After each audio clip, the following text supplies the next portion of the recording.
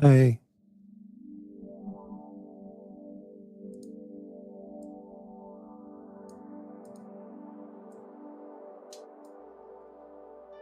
hey, it's Morty.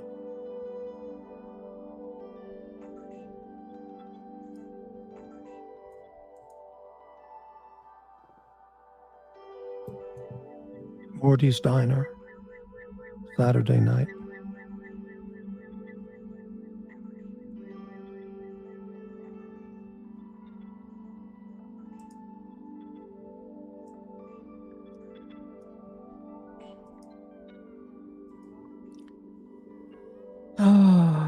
Oh, hello, GD. Thank you for the super chat, GD. Good evening, Dr. Bob's Nightmare. Thank you, GD. Yeah, fundador.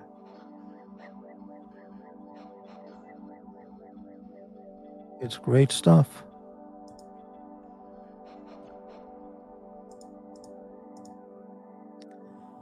Dr. Bob, I asked those people, Morty. He says you're still bended.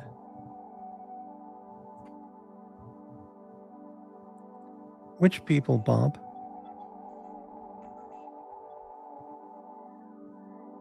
I don't know. You mean those people or those other people?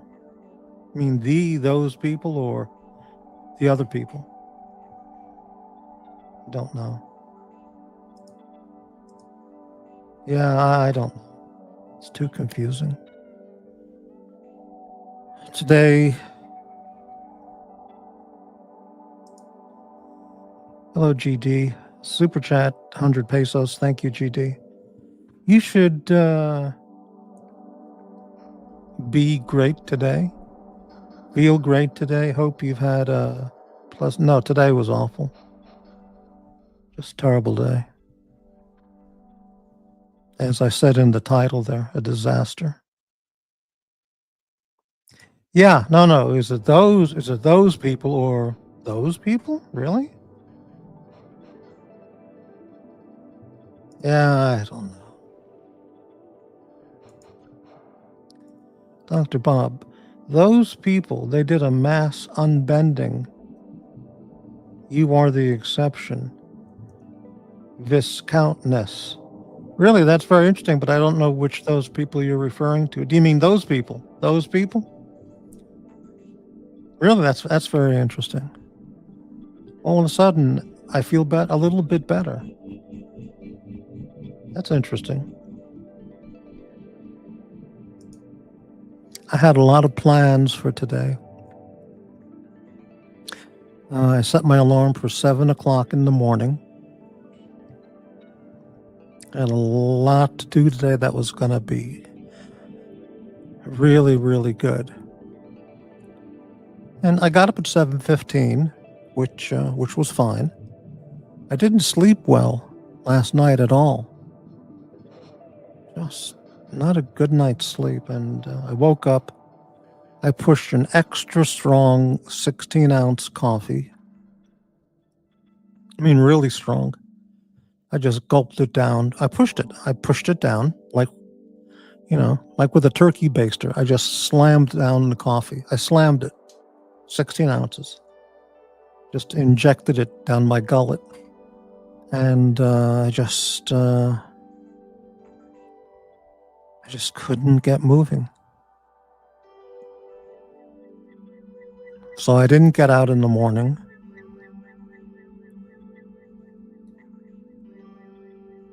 Then it was too late to do all the stuff I wanted. Then I went to sleep in the afternoon because I didn't hardly get any good night's sleep last night. So I slept for like 3 or 4 hours. And then when I woke up at 5 o'clock, I felt really good. I thought, now I feel good. But then later on, I realized, well, I lost the whole day. Today's just a disaster. So, I mean, I don't know what to tell you. Just awful. I went to Trader Joe's today just to get a few essentials. And what did I just do? What the hell am I doing? Yeah, and I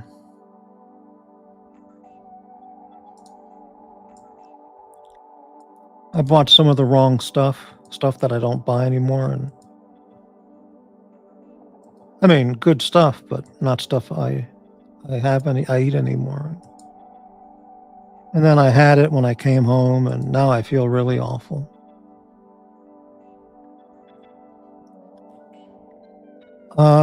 I put the invite link up. If for some strange reason anybody wanted to come on and commiserate with me. Commiserate, that's a dictionary word.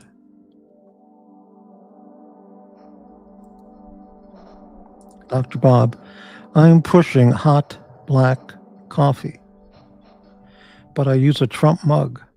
Don't have a turkey base. Well, a Trump mug works. I have 5 of them. 5 classic official Trump mugs. I mean, yeah.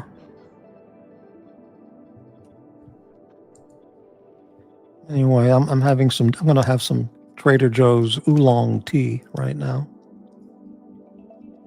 It's very good. It comes in like a 16 or 20 ounce plastic bottle. And I've had oolong tea in tea bags.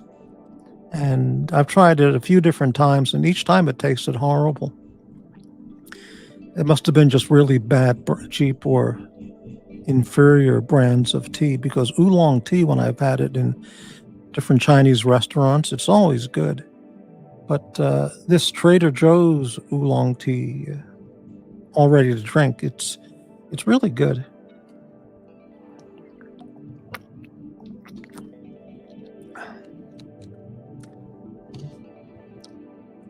Take a magnesium glycinate. Well, I take magnesium glycinate every day, 400 milligrams, and I'll do that right now. That's a good reminder, Bart.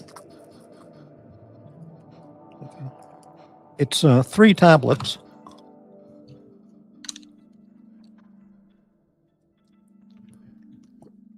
That's 1.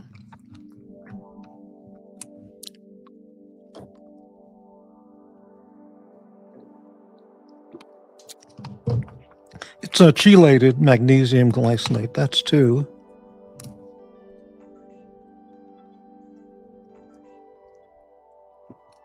Hmm. 3. I think some people pronounce that word chelated, but a lot of people say chelated. And I never bothered to look up the word pronunciation. So either way is fine.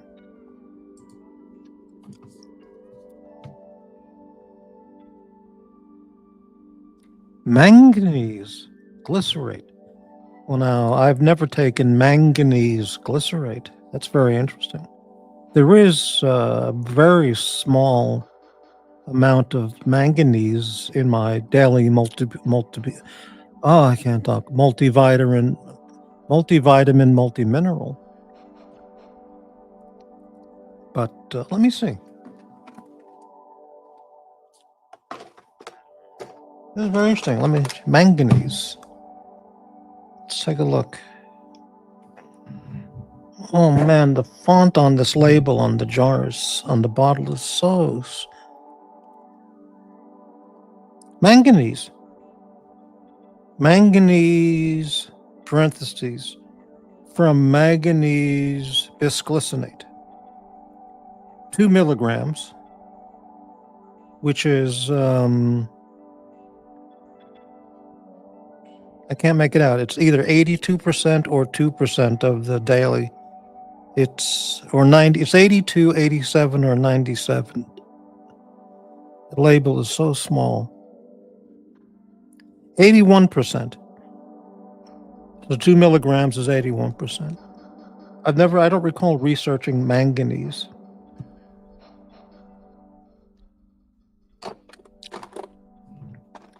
The CH in chaos is pronounced as a K. So chelate is probably pronounced, I think it's pronounced chelate. I'm not a scientist, unlike Al Gore, but I think it is pronounced chelate. You know, I'm going to look it up right now.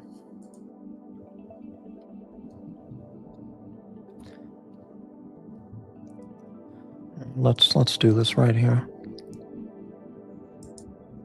It's chelate. Thank you, Spring. And so now we've got it right. It's chelate.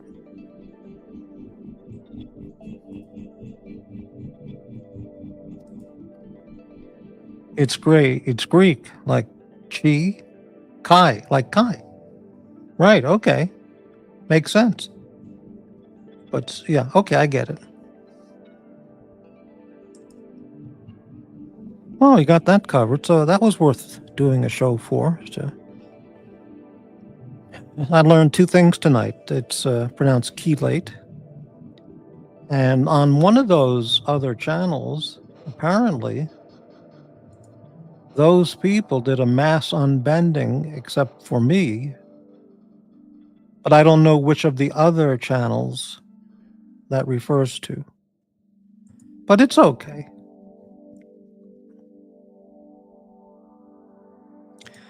Mango knees are also cute. Yeah, I don't doubt it. Oh, manga knees. Yeah.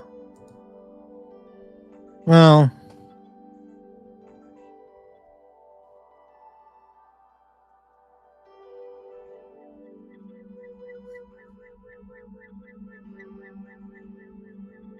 I watched Arnold Schwarzenegger's movie Total Recall. I saw that 2 nights ago. It's free on YouTube. And I thought I would do a review, but I just don't have the energy for that tonight. But I mean, it's a really popular film. A lot of people really like it. And I have some interesting comments I could offer or put out, but I don't have the energy for tonight to do that.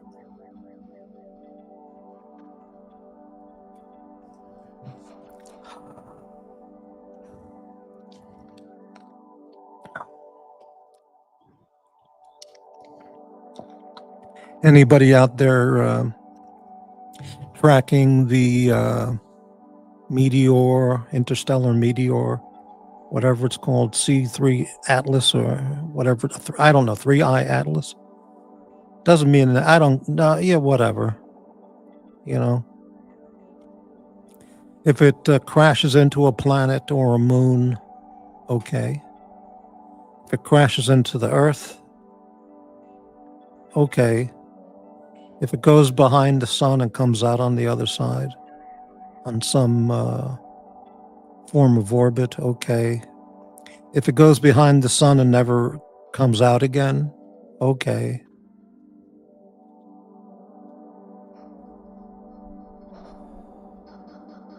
I mean, clearly you can see why I was expelled from Cornell BS in astronomy program.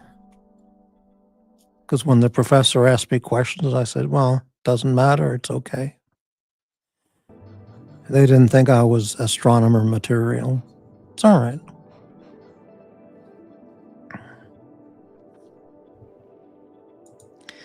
Spring, Morty, you should look up the etymological, another dictionary word, etymological derivation of disaster.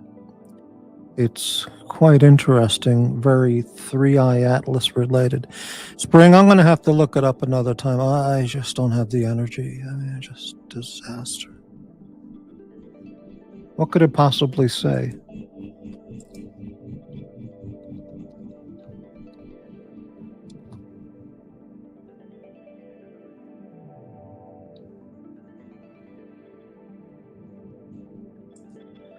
Let's see if I can find it quickly. This is online. This is called Etymonline website. Origin and history of disaster. Noun, anything that befalls of ruinous or distressing nature. Any unfortunate event, especially a sudden or great misfortune. From the 1590s, from French désastre, from Italian disastro, literally ill-starred, from dis, here merely pejorative, equivalent to English miss, meaning ill, astro, star or planet, from Latin astrum, from Greek astrom, star. The sense is astrological, of a calamity blamed on an unfavorable position of a planet. And star here is probably meant in the astrological sense of destiny, fortune, fate. Compare medieval Latin, astrum sinistrum, misfortune, literally unlucky star, and English, ill-starred. Medieval Latin, astrum sinistrum. How about that?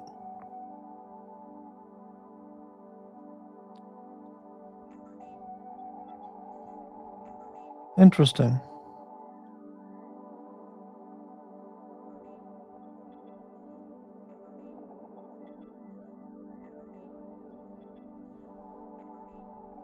Interesting.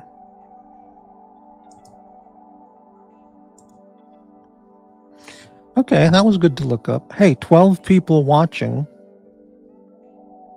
I don't know why. This is a very maudlin show about hopelessness and disaster.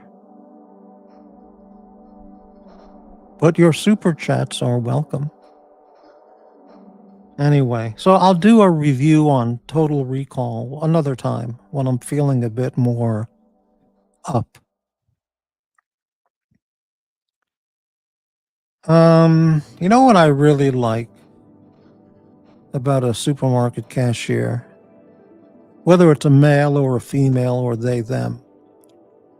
You know, when you go to Safeway or the big supermarkets like that, sometimes they ask, you want plastic or paper? Sometimes they just put it in plastic. They don't ask. But the guy who was the cashier at Trader Joe's, because I bought a lot of stuff, okay, he just went for the paper bags. Probably maybe that's all they have. And he automatically, without my asking, not that I would have, but he automatically just double bagged all the bags before he, started to fill them up.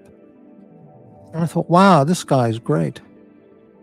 He didn't ask for me to request double bags. He just did it on his own.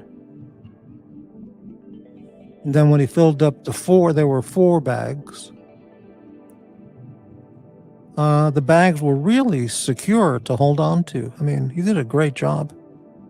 If I win the Powerball, I'll go back to that Trader Joe's and give that guy a couple thousand cash.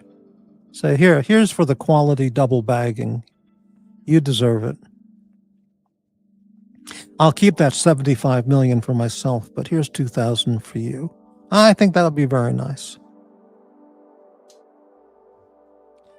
Oh, now look what um, Dr. Bob says. Trader Joe's always gives you double paper. Excellent baggers at Trader Joe's. Really? I don't recall, Dr. Bob, that they always do double bags or just, single bags, but that's very interesting. Thank you for that input, Dr. Bob. GD, your only competition tonight are those people. Yeah, I don't know. I haven't looked to see who's on. No, not those people. Those people. This sounds like an Abbott and Costello routine. Okay, back up. Back up? Yeah, go ahead. He hits the car in front of him. He goes, I told you to back up. He says, yeah, you got to back up first. Okay, back up. Okay, backing up. Go ahead. And he crashes the car in front of him. You either know you're Abbott and Costello or you don't. I can't explain it to you. Yeah.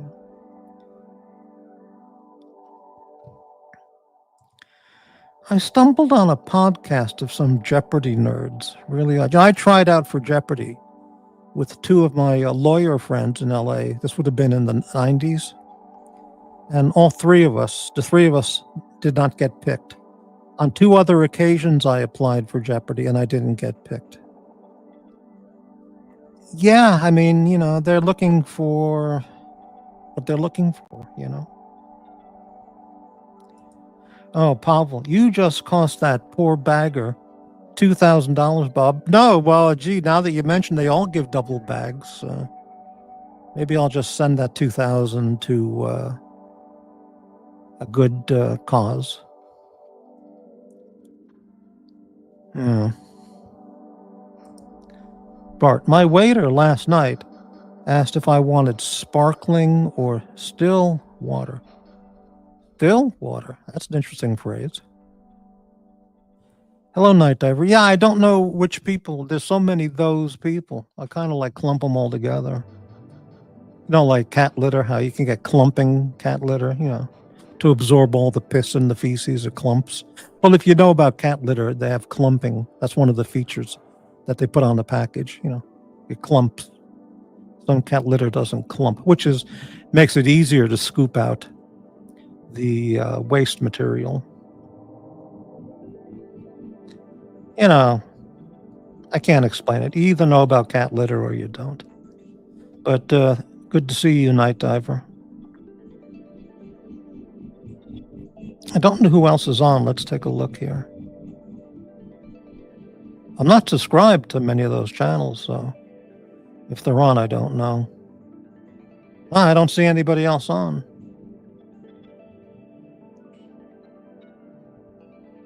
But, I'm not subscribed to them, to some of them, so I don't know. I wanted to Watch Nicholas something, but he's not here, so it's okay. Something that would be good for him, but it doesn't matter. Cat litter used in icy climbs for tire traction. Really? It's interesting. The only product where clumping is advertised as a positive. Well, you might be right, Pavel. But if you're a cat owner and buy litter, then you'll know about cat litter that features clumping quality or ability. Yeah.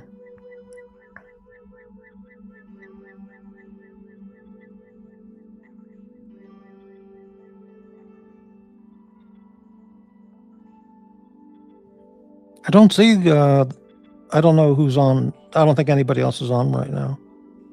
From the, Young Brando Watches is on. He has, for pure watch talk, he's hard to beat. I mean, for pure watch talk. Without the hate and viscountness.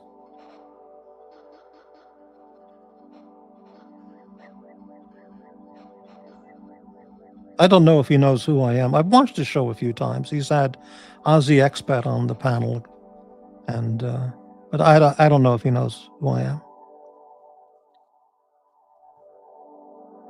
Maybe he does, maybe he doesn't. Actually, Pavel, clumping is actually a positive feature of some of these or some of those YouTube channels. If they offer clumping capabilities, they're probably a little bit more sanitized for your convenience than some of those other channels without the clumping.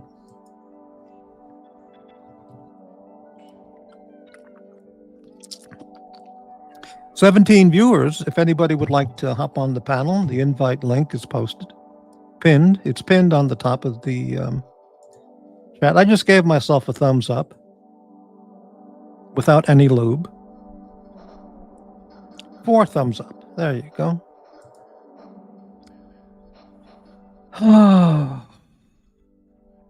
Trader Joe's has very good chocolate, if anybody there goes to Trader Joe's. All their chocolate items, cookies, candy, snack items, I mean, they're all good. You know, a lot of them are Belgian chocolate. Their dark chocolate peanut butter cups are unbelievable. They don't even compare in the slightest to like Reese's peanut butter cups. But I bought a chocolate candy bar, size of a Hershey bar, but it was called chocolate wafer. It's very good. And but it wasn't the one I was thinking I was getting. I have one that's like a Nestle's Crunch bar. Maybe it's called Nestle's. Maybe it's called. I don't know what the hell they call it, but the one I grabbed had a red wrapper and it looked the same. But it's a wafer, not the crunchy one. But the link isn't pinned. You pinned my. Oh, geez, that's all the brandy. Let me go back and look at that. Did I do that? I did do that. Holy shit. I'm totally out of it, Dr. Bob. It's a terrible day.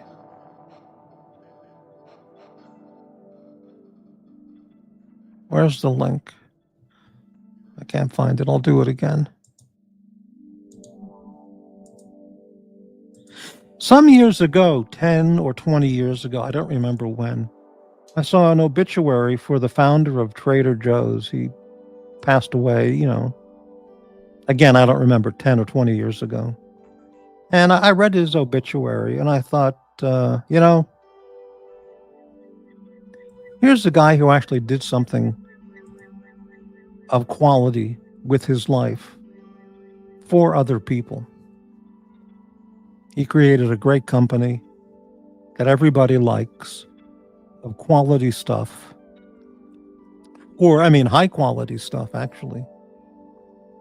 And it successfully employs so many people, and you know, and everybody likes Trader Joe's. And whoever that guy was, I mean, he had a great life achievement. Unlike me, who got thrown out of Cornell's astronomy program.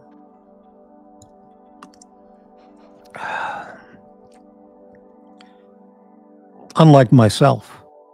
Which is it? Unlike myself. Yes. But, yeah. Can't have everything. They also said physics is required in the core for the BS in astronomy. A lot of physics and math and statistics. I said, I don't want it. And calculus. I said, why do I have to take physics? Can I just get a major and study about the planets and stuff? I said, what are you talking about? It's physics, math, statistics, calculus. What the hell did you think this program was? So I don't know. You just watch movies about planets and science fiction films and learn about Uranus. I mean, I don't know. So yeah, they couldn't throw me out fast enough, but it's okay. Night diver. I once made it through the doors of Yale, but was quickly removed from the premises. Right. Well, the problem was, night diver, you weren't an undercover FBI agent, you know, doing evil things at the behest of a dictator president,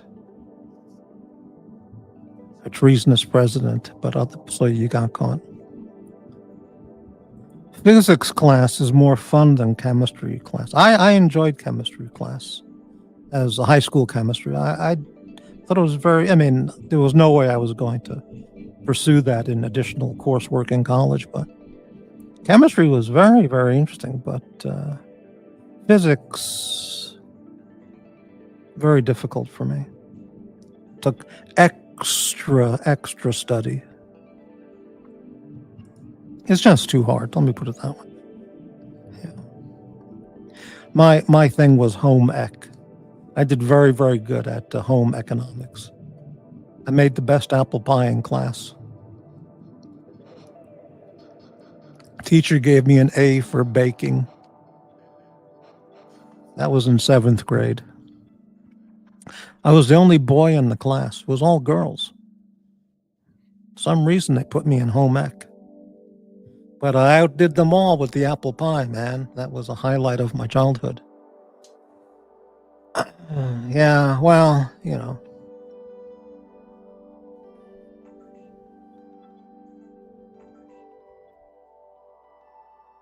And then Michigan State offered me a full scholarship for a BA in home economics. But I said, well, and I went up to Michigan State to check it out, but I didn't want to get a major in home economics. You know, I just felt like, well, that's too much. I don't want to do that. You know? But that's all in the past. I remember when I was in East Lansing, Michigan, at MSU, checking out the school. I went to a McDonald's, and this is a true story. This is one of my rare true stories. So I walked over to a McDonald's right at the campus of MSU, Michigan State in East Lansing. I'd never seen anything like it. It was the largest college campus I'd ever seen anywhere. It was unimaginably gigantic. I mean, you have to take a bus. They have a bus, on-campus bus that drives you around. Just the difference from the distance from one building to another. I mean, it's unbelievable. Anyway, so I went to the McDonald's to stop in there for lunch or dinner after a day of being looking at the campus, and I remember it was in the wintertime, and the girl behind the McDonald's girl, I swear I remember this because it's the first time I ever heard it. She said to me, "Would you like to try our new quarter pounder with cheese?" And I was stunned into silence. Because when she said quarter pounder, I'd never heard that before, quarter pounder. Nobody was using the phrase a quarter pounder. No one even thought about how many ounces was in a fast food hamburger. McDonald's was the one that came up with the quarter pounder. And then everybody said, 6-ounce patty, 4-ounce patty after that. Anyway, so when she said, "Would you like to try our new quarter pounder or quarter pounder with cheese?" I was truly stunned into silence. I didn't know. My mind just thought, quarter pounder? Holy shit, a quarter pound of a hamburger? It sounds like an anvil. It must be gigantic. So I said, no thanks. Let me just have 4 regular hamburgers. The 59 or the 79-cent ones. So I think I got 4 of them and had a couple there, and then I brought a couple probably back to the hotel room to put in the mini fridge. But quarter pounder, I mean, like nowadays, of course it's a quarter pound, but I'd never heard that before. That's probably also explains why I got thrown out of Cornell's astronomy degree program, because I couldn't comprehend what a quarter pound of hamburger meat was. And it flipped me out at the moment, so it all worked out for the best. Dr. Bob, I wasted 3 years in auto shop. Class was full of animals. It was a blast. Yeah, back when I was in junior high, they had home economics for the girls. And for the boys, one year, I don't remember which year was which, but 1 year was wood shop. This was required, or I guess it was in the required junior high program all over New York. Right? 1 year was wood shop. 1 year was a print shop. And 1 year was, or maybe those were combined. I can't remember, but I remember there was a teacher for wood shop and a teacher for a print shop. And those classes were fun. Then there was another one that,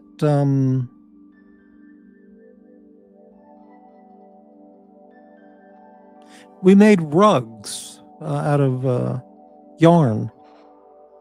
And I made a Snoopy rug.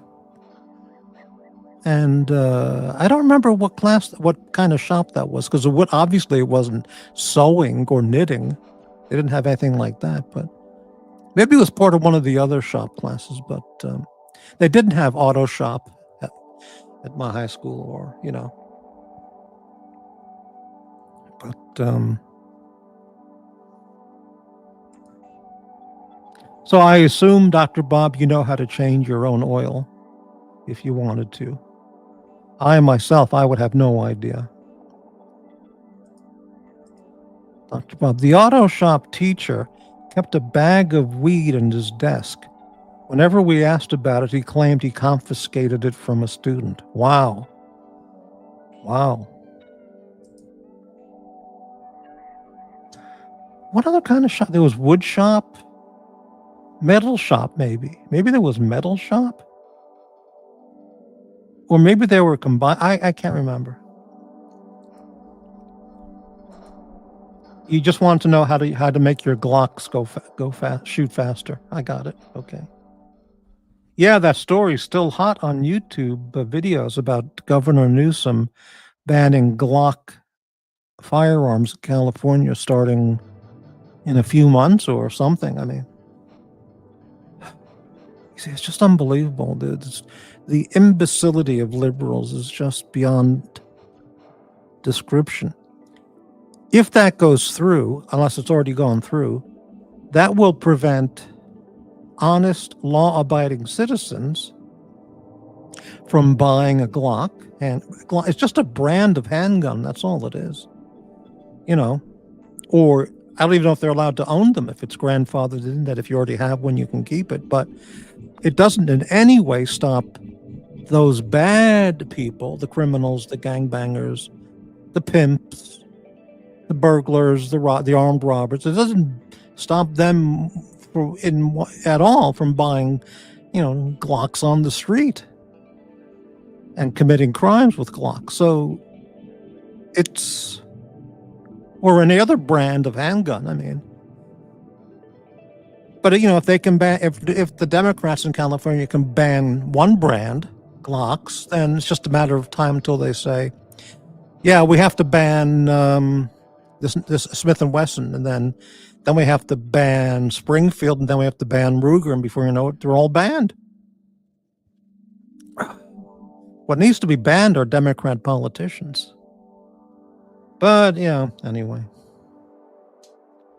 Hey Bart, I got thrown out of welding class. Wow, welding class, that's pretty intense. I got thrown out of welding class for setting fire to pant cuffs of the kid standing next to me. Wow, incredible. Yeah, our school didn't have welding class, auto shop class.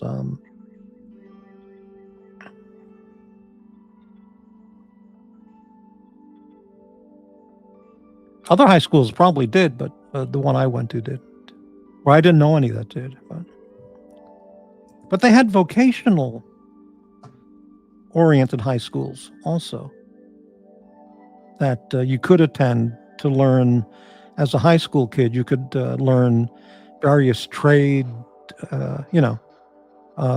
labor trades kind of stuff, electrical, well, not electrical, but, auto body, auto shop, metal shop, ceramics, wood shop, all good stuff, but,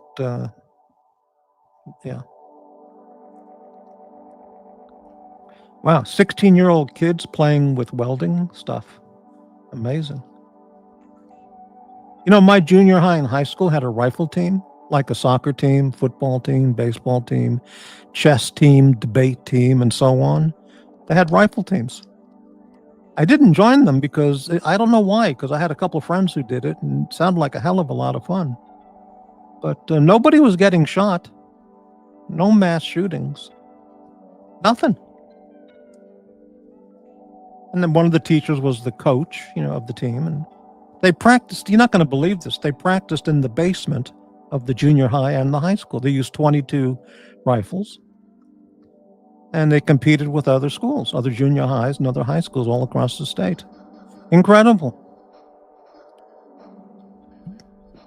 Absolutely incredible. Nobody got killed. Nobody got shot. Nobody even thought about it. Like Michael Savage, I heard him say on his show one time that when he was in high school, he joined his high school had a rifle team, and he joined the rifle team. And exactly, no one thought anything about it. It's like he joined the debate team or the baseball team. It's just something to do after school. Yeah, it's amazing. Yeah. Welding classes in California high schools were eliminated because some kid tried to blow fireballs with acetylene and blew a lower jaw off, resulting in a fatality. Holy shit. Unbelievable.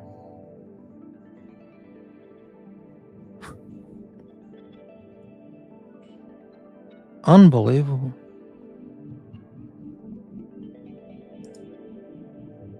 Yeah.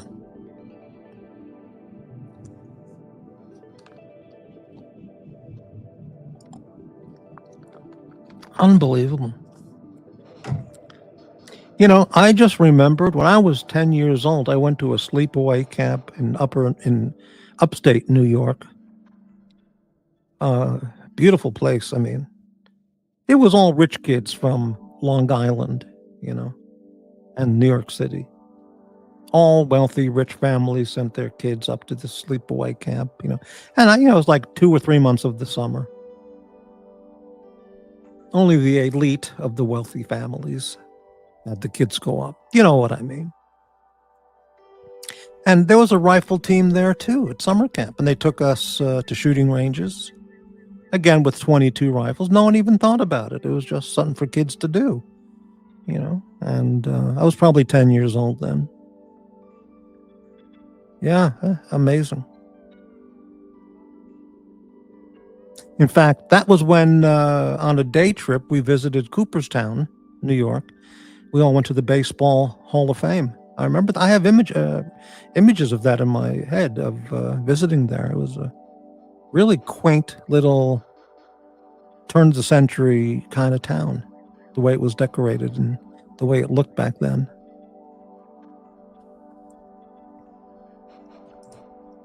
That's an incredible story, Dr. Bob. You know what they should teach for shop classes instead of welding with acetylene torches? Why don't they teach barbecuing and how to make ribs properly? They could hire a guy like Dirk Diggler as a guest lecturer, and he'd have a giant grill, and he could teach the kids all how to become a backyard grill expert. That would be something really useful. If they really enjoyed it, if the kids really enjoyed it, they might trigger an interest in becoming a chef, which would be a fine career, Or if anything, it would just be a lot of fun. But no, you can't play with matches and fire, Hello, Patrick B. Hi, gang. Just checking in. What nostalgia have we here?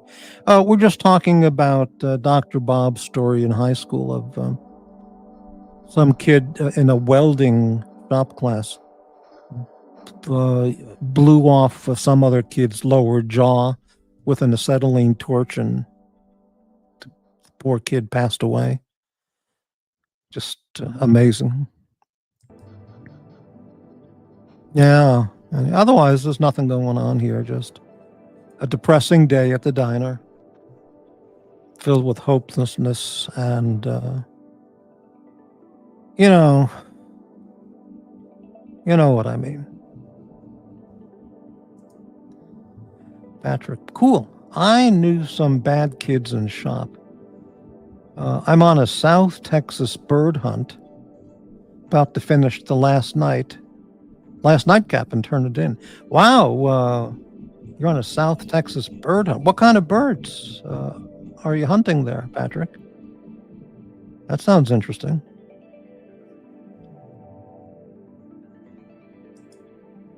You mean like ducks? Or, sparrows? What do you shoot? Oh, doves. Blasting doves out of the sky. Using a shotgun for that, huh? Hello, truth. No. You're using a shotgun, I would think, right? Maybe. Well, you can't shoot a bird in the sky with a... Yeah, so you're using shotguns. Wow, amazing. And you're having a nightcap after killing doves all day. Wow, that's terrific. What do you do with the doves? I mean, a real question. What do you do with the doves that are hit and they fall down and, hit the ground? Do you have dogs that retrieve them, or do you just leave them there for gophers to eat? Or feral pigs to devour? Or what do you do with the doves that are shot? Anything? Yeah, 28 gauge Beretta over under. Very nice. Very nice.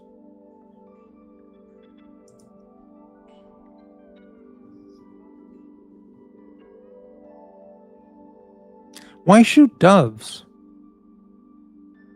There's an episode of the Andy Griffith Show, one of the classic episodes where there's a new Andy's girlfriend's cousin is visiting Mayberry.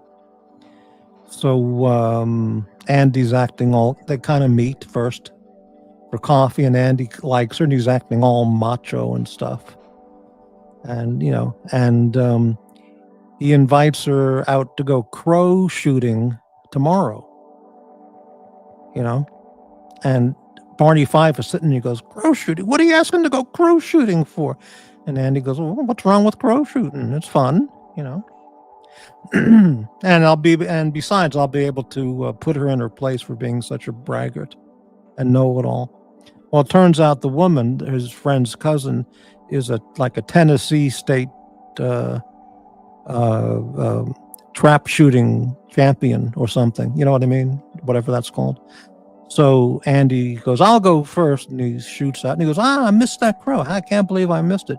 And then the lady takes her shotgun and she's blasting crows out of the sky, one after the other, and totally, puts Andy down with her, being better than Andy. And then she puts Andy in his place. It's a good episode, but they were shooting crows for fun. And back in Mayberry, why is that fun? Shooting crows just for fun, not for food or anything, just shooting them out of the sky. I mean, I don't see why that's fun. The dove talk that you mentioned reminded me of the Andy Griffith episode. Just shooting doves out. I can understand shooting ducks or geese, pheasants, quail. I mean, at least you can eat them, What do you do with the doves? I don't know. Dr. Bob, a 28 gauge, classy. Yeah, very interesting choice. More panache than a 410 or a 20 gauge. Definitely. 28 gauge Beretta, over under. Wow, very nice. Remember the crows from Dumbo? I haven't seen Dumbo since I was a little kid, so I don't remember the crows. No. Patrick, you eat the doves? Really? That's like pigeons. Squab. Doves are very good eating. Really? Well, that's okay. Then okay. I did not know that. Doves are tasty too. Really? Okay. I didn't know that about eating doves. I know people eat pigeon, but that's very interesting. That's the third thing that I learned tonight. The welding story, the eating doves, and What's next? Hunting hummingbirds or woodpeckers? Yeah, that's what I'm talking about. You don't shoot those animals, but so why shoot crows and doves? But hey, who am I to talk, you know?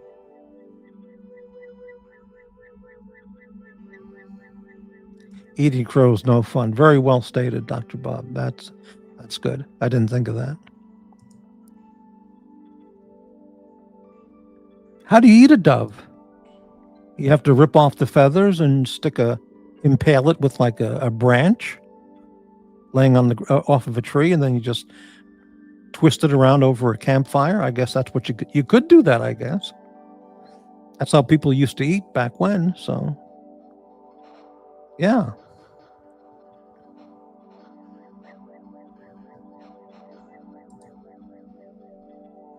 I'll tell you, if I were invited, well, if I'm ever invited to go on a dove hunt in South Texas, I would go based on what I just learned now. And I would definitely go if I were invited to go on a feral hog hunt in East Texas, out by Nacogdoches or out around there, and just shoot those motherfucker feral pigs all day long. Just drive by in a Jeep and then just massacre the fucking lot of them. And that can all be eaten. The local people just give it to them and say, here's a year's worth of boar meat for you. They'd be cooking that shit up for a year. Bob, we got a platter of roasted dove at a Turkish restaurant in Melbourne. Very tasty indeed. Wow.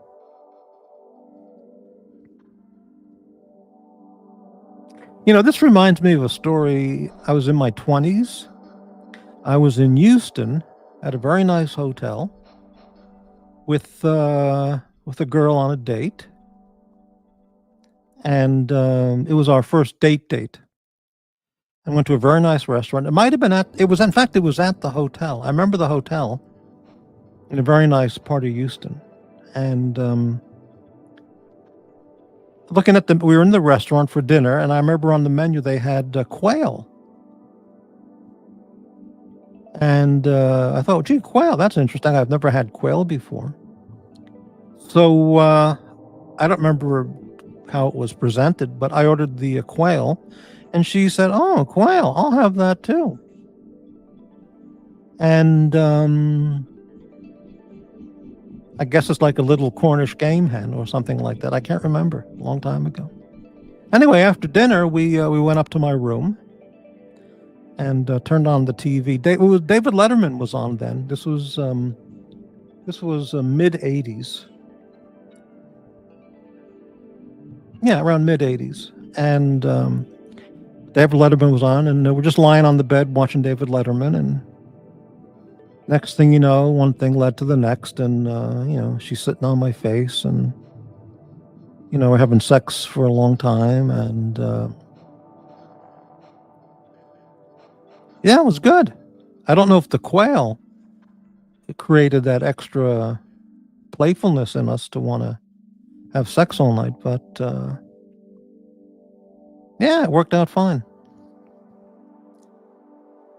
Quail, chicken fry or bacon wrap them, cooked over coals. I guess you're talking about doves. So you chicken fry the doves or bacon wrap the doves, cooked over coals. Wow, I've never seen that. It's amazing. Bacon I guess bacon goes with anything. So okay. Wild hog injuries are gruesome, no doubt. That's why you got to blow those fuckers in the head. Just blow their heads off. Shoot them all. Just totally invasive, destructive species in Texas and I guess Arkansas. That area. Truth. I bought quail egg supplements from InfoWars. Supposedly good for allergies. Well, you definitely get a double thumbs up for supporting InfoWars. I don't know anything about quail egg supplements, but yeah, why not? You can eat chicken eggs, duck eggs, goose eggs. You can eat ostrich eggs.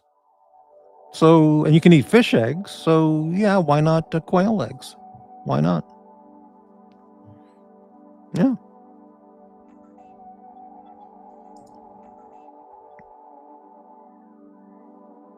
Hmm. Very interesting topics tonight.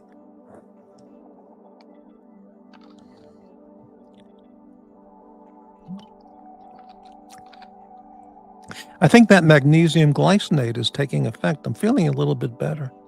For those who don't know, magnesium is an incredibly important supplement. I think almost everybody needs to supplement with magnesium. Not speaking as a physician, but I would think so, and it has a tremendous effect of relieving. You can feel the stress dissipate. It's a muscle. It's involved in hundreds of body functions, chemical processes, and body functions, and it affects, it improves heart muscle and everything. It's involved in everything, and it really can be a stress reliever. Help you before bedtime, feel more relaxed. Or just feel more relaxed anytime. It's absolutely true.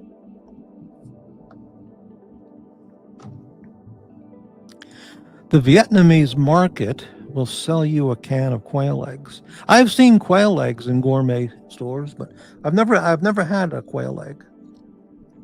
In fact, I've seen them in regular supermarkets too.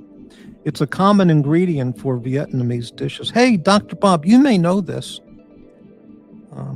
Yeah, you may. By the way, Dr. Bob, I watched some video. They were interviewing Russian girls in Moscow, I guess, and it was just some YouTube guy, street on the street interviews, and his question was, "Would you like to date guys from other countries, or do you just want to? Are you just happy just dating Russian guys?" They just, and most of the women said, well, half of them said just Russian guys, and a lot of them, and the other half said, "Yeah, I'd like to date guys from other countries." So he would say, "Well, what other countries would you like to meet guys from for dating?" And I swear this is true. One of them said, "Well, Kazakhstan." And he said, "Really, Kazakhstan?" And she said, "Why that?" And he goes, "Well, Kazakhstan and a country right next to it, not Turkmenistan, but not Afghanistan. It's another one of those Stan countries. Kazakhstan and Tajikistan, maybe it was." She said, "Oh, those guys are very nice and they're very handsome. And yeah, I'd like to meet those guys. How about that?" So she knew about Kazakhstan, and Easy Company, never heard of it. But anyway, what was I going to talk about? Quail eggs.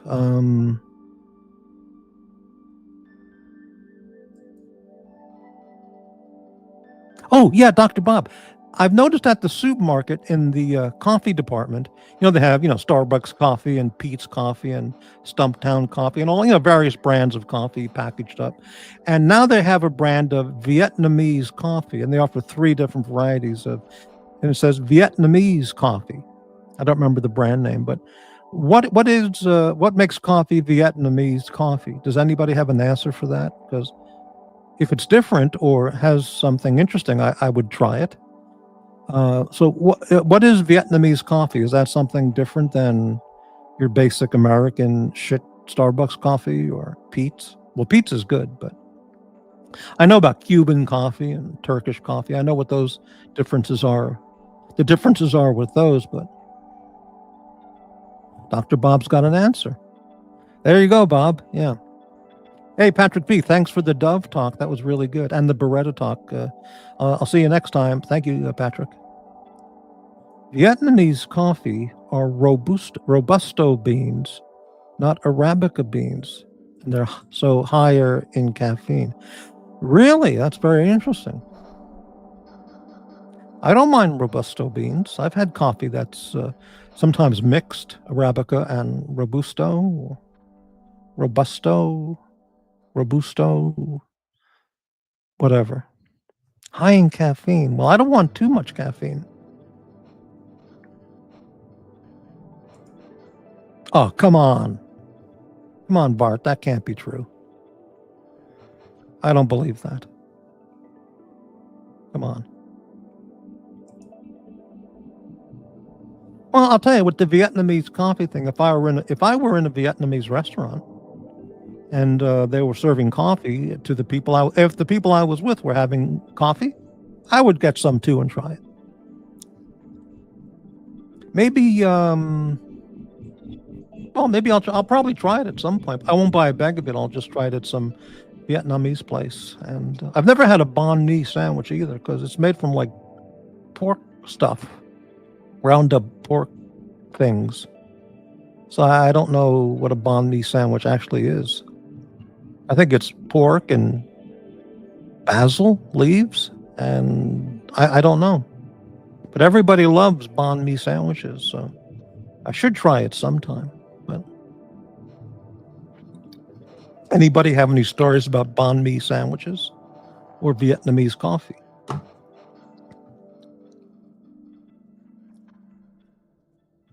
I'm not going to pick on Amish things, so I don't like. I find that hard to believe, Bart. But then again, I'll believe anything. Why not? Oh, what a horrible show. Horrible day. Total disaster. Big thanks to GD for 200 pesos tonight. How much is 100 pesos? 20 pesos is 2 cents. So 100 pesos, 20 pesos is 2 cents.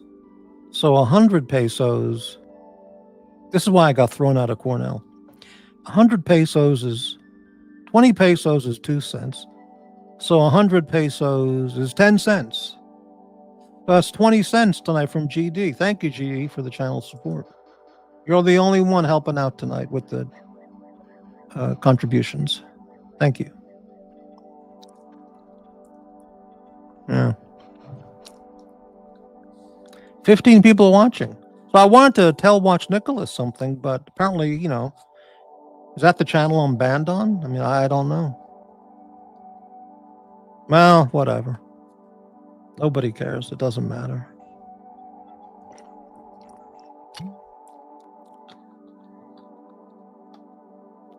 I watched Ubatek. Hello, Ubatek. Who are you, Ubatek? I saw Doc's Report had a show earlier today. I saw most of that, and he mentioned that Lux, the Thailand guy, he's in China in a hospital. Does anybody have any information on that? Any story? Is there any story about that? Anything? Anybody? How can he be in China? Well, I guess so.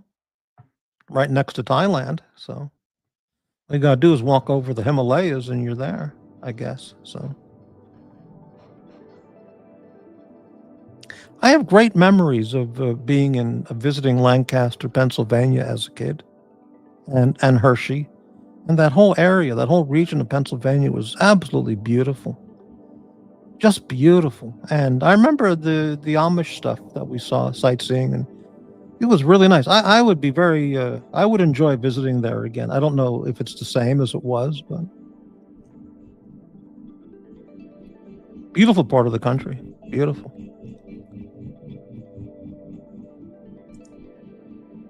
I saw a thumbnail on YouTube, and I didn't watch it because, I just can't deal with it.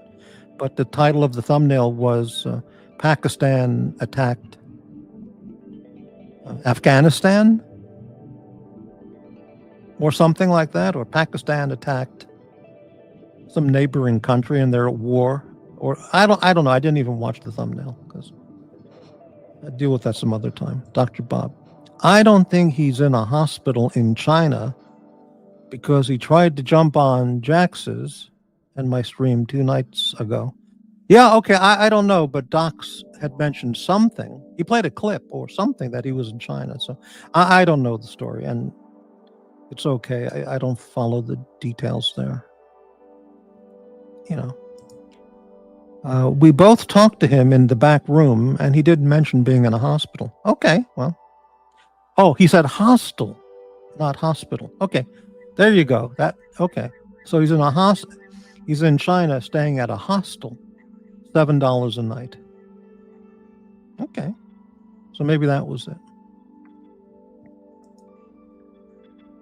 Yeah, well, okay, whatever.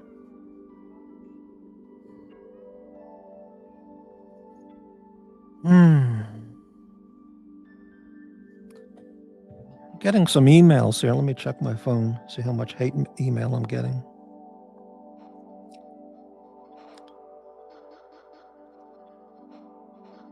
Oh, interesting.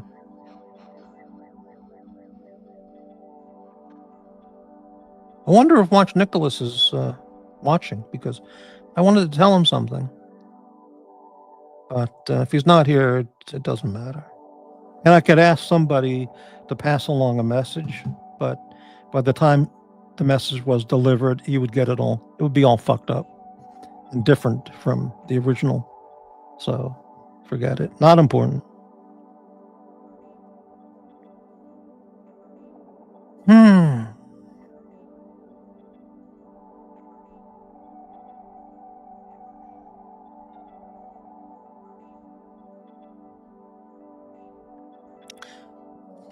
Nobody's joining the. I don't listen. I don't blame anybody for not joining the panel tonight. Tonight's show is depressing and really fucking sucks. Speaking of sucks, look who's here.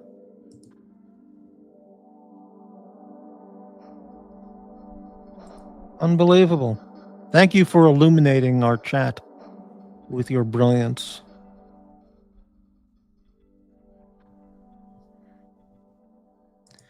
You could have overdosed on chocolate. I don't know. Yeah.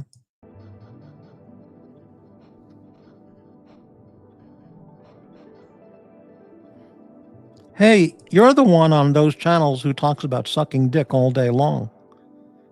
So if anybody sucks, I mean, look in the mirror, baby. Imagine how much time those guys talk about sucking dick. Go suck a dick, suck my dick, suck dick, face blasting, slurping up cum. That's all they talk about. It's the most gay fucking shit. It's just unbelievable. It's as gay as a Chicago man's country bathhouse. I mean, Watch Reporter would know. He knows about man's country gay bathhouse. But they're closed now, but. Ah, yeah, exactly, GD, exactly. Yeah. Just amazing.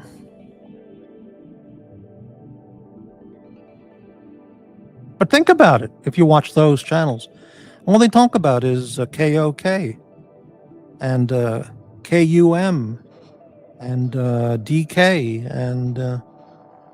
and suck and face blasting, and 10 hours a day. That's all they talk about. 15 hours a day. Every other word, every other sentence. Yeah. Gay as shite. I mean, absolutely suppressed, repressed. They, them, bisexuality. It's, or homosexuality. But hey, it's none of my business. Here's another brilliant comment. What a brilliant guy.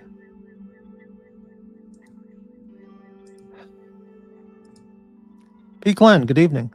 Morty notices details only discernible to an acute observer. Well, I think so. Yeah.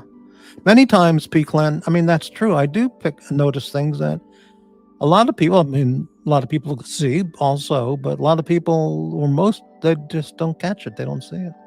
And listen, there are things I miss on in a movie or in a book or something, and someone else will tell me about it and go, hey, I didn't think about that. That's very good. I didn't see that. Very good.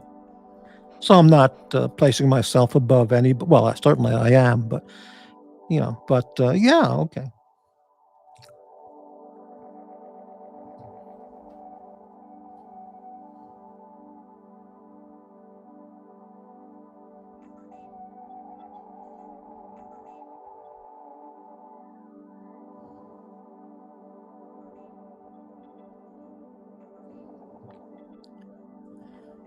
Oh, yeah, here we go.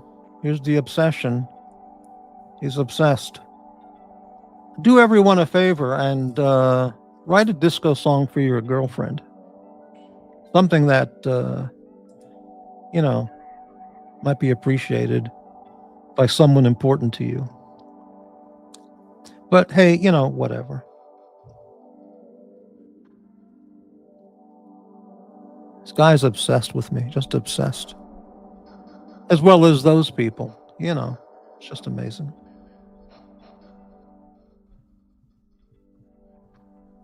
Mm.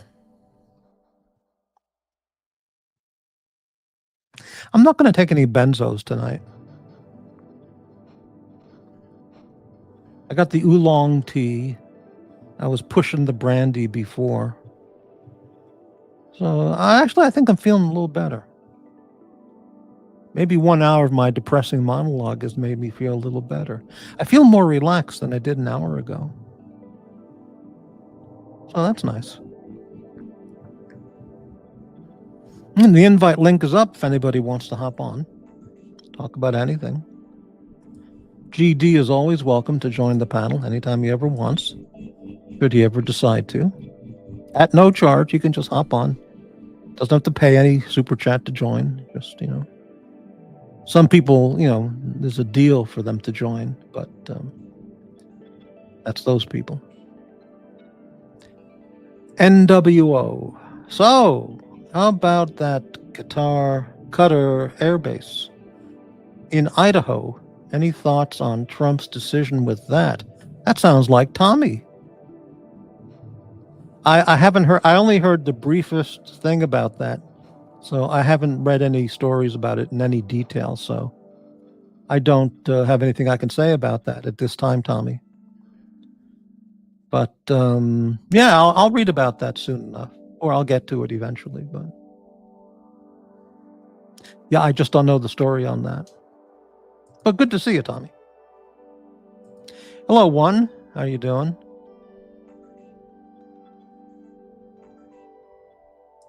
Hey, GD. I mean, I offered it to him. And it was, yeah.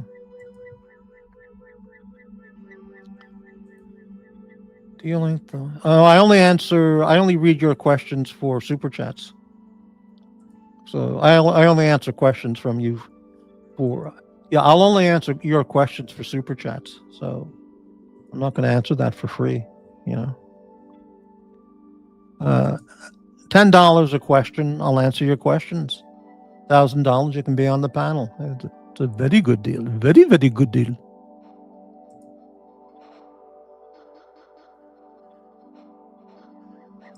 Oh, $10. I'll answer your questions. Ask as many as you want. FP Jean, white gold, blue dial Daytona is nice. Oh, there you go. Oh, I'm not interested. Hello, MT. Yeah, I know he's really popular, but I don't understand the John Mayer thing at all. I mean, I have absolutely zero interest in John Mayer. If I see him on a video, I change to another channel. If people are talking about him, if I see a song come up, I'll just change what I'm listening to. I just don't get it. And look, maybe he's a fantastic talent, but I just, not for me. Dr. Bob, I fell asleep on the panel today. Luckily, my camera was off. Well, there you go.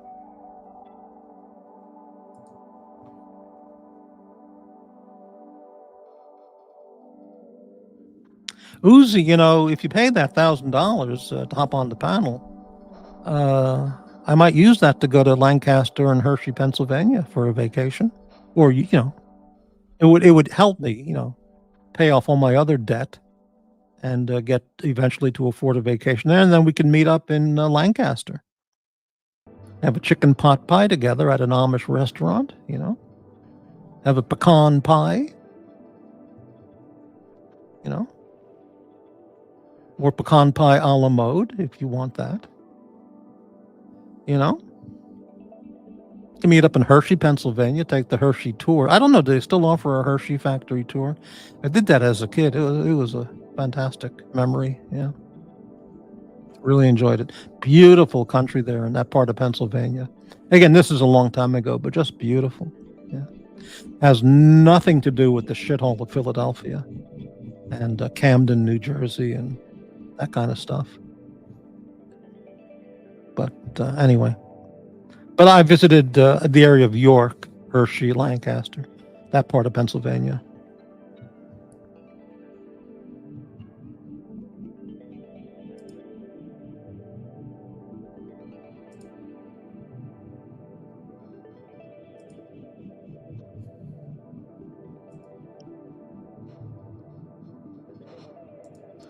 I don't understand the John Mayer Daytona, but I don't like a green dial and yeah.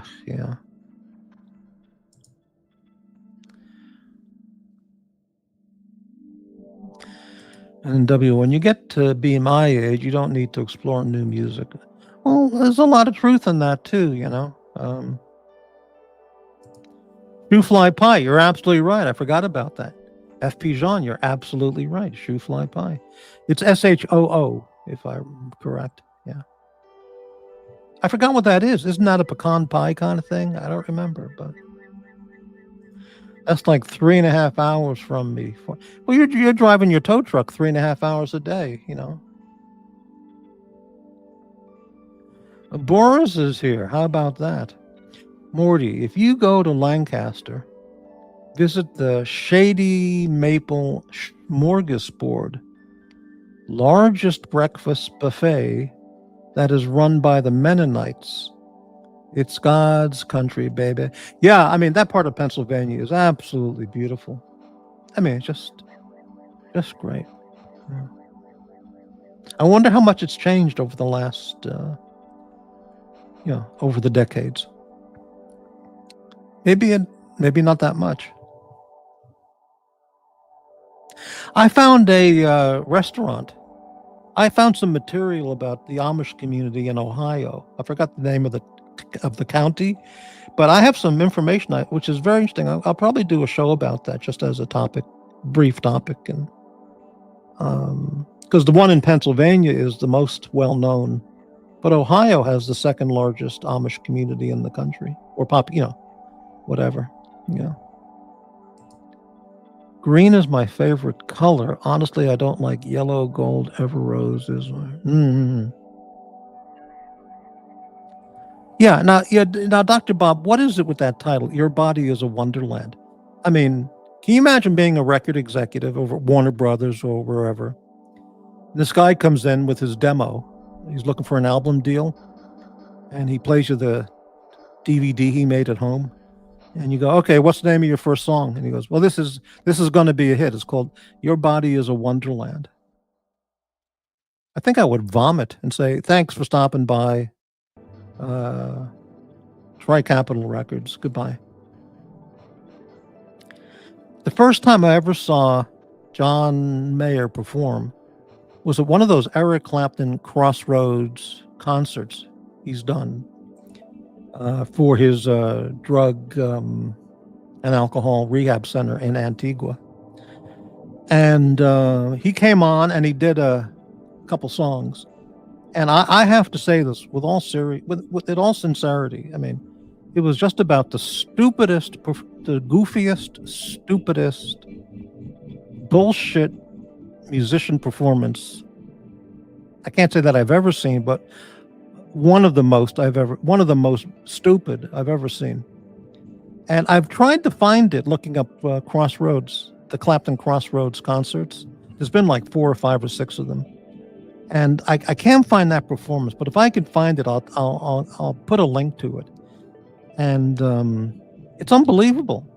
I mean, but look, who am I to pick on him? You know, he's got a Rolex collection that I don't. So that's all that matters, right? What a stupid fucking song title. Jeez. Oh, MT85 has heard about that buffet. I'll have to look into that. Let me save that. What was the name of that? I'm going to scroll back here for that restaurant buffet in Lancaster. I'm scrolling back. See if I can find it.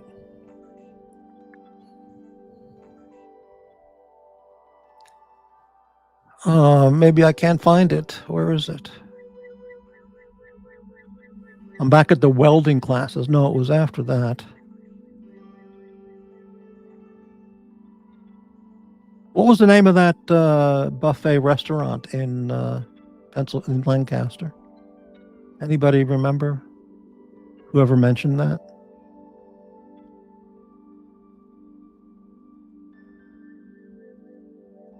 Oh, shit, where was it? I can't find it.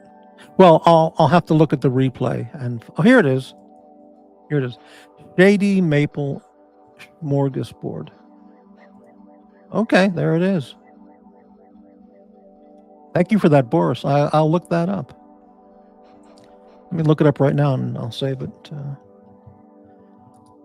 Shady Maple. Here it is. Shady Maple Smorgasbord. The largest smorgasbord in the U.S. Delicious, authentic Pennsylvania Dutch cooking.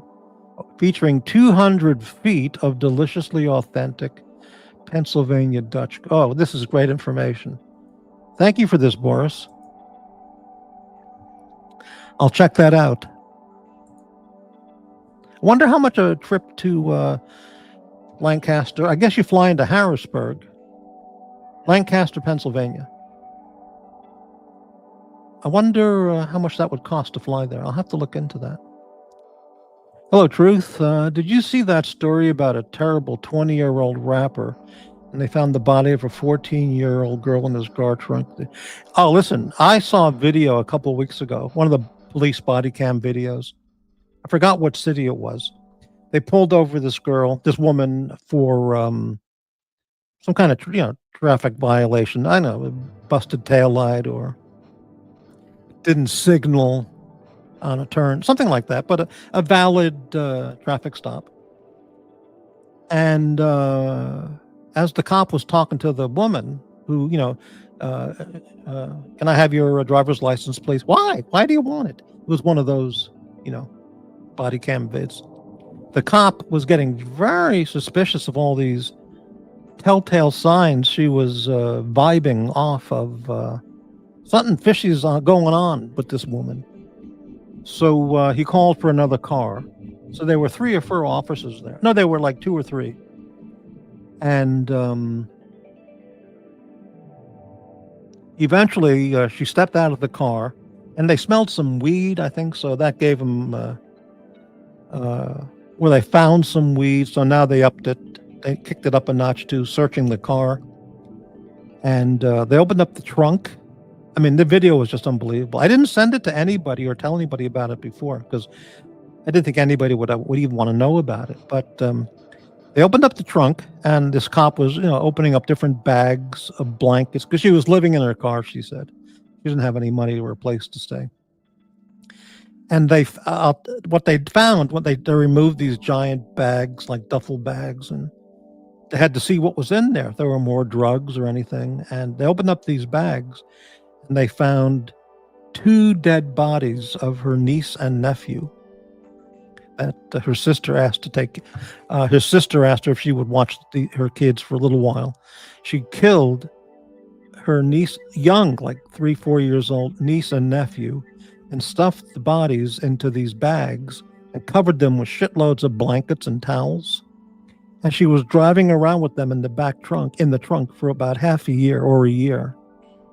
So when the cop opened the bag and they saw this, he started retching and immediately walked away and started praying. He got on his knees and started praying for help because he couldn't believe what he just saw. Just unbelievable video. Unbelievable. Yeah. I don't know if I saved that for future reference, but I know one guy on these YouTube channels who would enjoy that video. I know a guy who likes that kind of content. I haven't talked to him in a long time, but he likes that kind of stuff. Yeah. MT, it seems more watch people would agree with your preference than mine. I don't typically wear things that would complement a green. I mean, I have to say, green dial, and it's puke, A shoe fly pie is like a pecan pie flavor-wise. Yeah, I did have that when I was a kid in Pennsylvania, but I don't recall exactly what a shoe fly pie is, but yeah. Boris, it's worth going if you're driving through, but I wouldn't specifically make a trip for it. It's popular with the retirees who would get bused from New Jersey. I mean, the kumquats from New Jersey who would get bused from New Jersey to the outlets they have in Lancaster. Yeah, I see. You know, I heard JBJB on one of the channels, and he mentioned my menu, my YouTube celebrity menu, and he saw that he was the kumquat sandwich. And I don't think he really appreciated that his specialty dish was his celebrity dish was the kumquat sandwich, the JBJB kumquat sandwich. But it's a good sandwich, you know, especially if you are a kumquat from New Jersey. But anyway, okay. John Mayer has a signature PRS guitar. Yeah, I'm familiar with those guitars. It's pretty much a Strat clone with the ugly headstock. Yeah, PRS headstocks are just a deal breaker for me. They're just ugly as shit. They just look awful. I did try it as guitar a few times at a store, and the primary difference from a Strat, I think it's a 10-inch radius, something like that. Instead of 9.5 or 12, I think it's a 10. And yeah, his colors are nice. I'll say that the color choices are pretty nice, but the PRS headstock is just awful. And so many people play PRS. And it's empty. I have family up north. Maybe one trip I'll stop in. Yeah, I saved it. Thank you, Boris. What does this mean? Effing orangutans. Orangutans? What are you talking about, Basils? I enjoy a good New Jersey pork roll. No kumquats? Okay. Truth, I just emailed you a meme. You may already have it, though. Emailed me? Let me take a look at my email.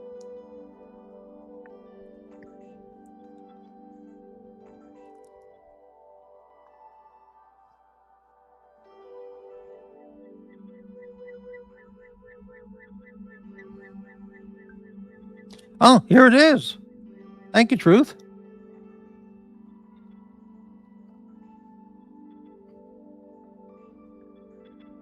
Yeah, there you go. Exactly right. I've seen ones like that, but that woman, Ilhan Omar, should be deported. There's got to be grounds to deport her. Didn't she marry her brother to claim entrance into the U.S. or something like that?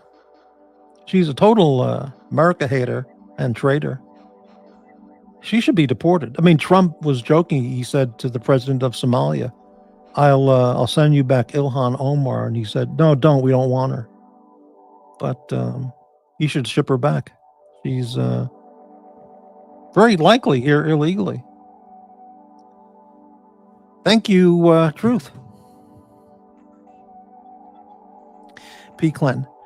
Morty knows the trick is to create a sandwich that captures the essence of that character. That's correct. Yeah. Somebody, when I released my menu, I heard somebody on one of those other channels, and it involved Uzi, and they said, "What would the Uzi sandwich be?" And somebody said that would be fresh roadkill. You know. Yeah, which kind of yeah, I can see that. She's a brudda humper. Yeah, Dr. Bob, you're right. Yeah. She's literally Somalia first. She admits it. Yeah, she should be deported. There must be grounds to deport her. Throw her the hell out of Congress. I mean, just incredible. It's literally having an enemy of the country in Congress. Well, there are many. Most Democrats, in fact. But it's true. Yeah. Someone just introduced a bill in Congress that to serve as in any elected representative of Congress or Senate or president, you must be born in the United States. And that makes it more clear as to native born or natural born. It must be a natural born, which many people have debated. Of course, Barry is not a natural born citizen. if you look at the actual definition of that. But if they just specify in clear English, you must be born in the United States to serve in Congress. But of course, people, do forge their birth certificates, as we well know, for those who do know. But anyway, nobody cares. Nobody cares. 15 people watching. No one on the panel. Just me. Drinking oolong tea and magnesium glycinate. A chelated magnesium glycinate.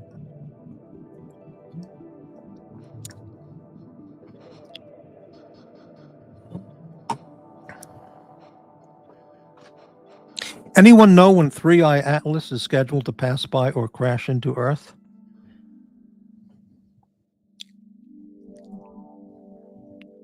Topped with palladium dust. The roadkill sandwich. Correct. Right. That's correct. Yeah. Amazing.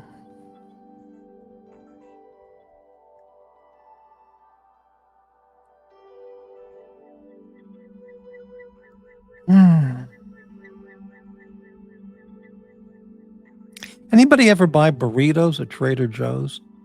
They have they're really, really good. They're in the refrigerated section next to their potato salad and packaged plastic container salads. And I mean, they're really good. They have a chicken burrito, bean and cheese and beef burrito, a hamburger burrito. I mean, it's really good. Turkey and sweet potato burrito. They're so good you just eat them cold, but you microwave them for a minute. That's all you have to do. Really, really good. Good quality, And you never get food like that at a regular supermarket. Just never. Yeah.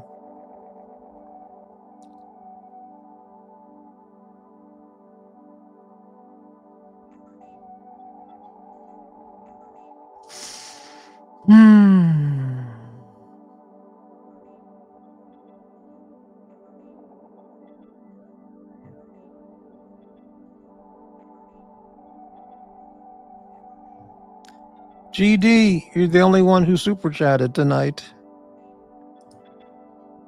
20 cents. Everyone's making thousands, and I get 20 cents. Well, I appreciate the 20 cents because it means a lot. An Uzi sandwich would be any sandwich sold at a gas station. Jesus. Wow, amazing. Gas station cuisine. Well, Doc's report, he's eating at the Wawa almost every day. He's into the gas station cuisine. And the quality ingredients in a gas station sandwich are only of the highest quality, the highest grade meat, the freshest vegetables and cheeses, Bart. I like carbs, but they don't like me. Because the Aussie dollar is crashing. It's virtually worthless. Really, really.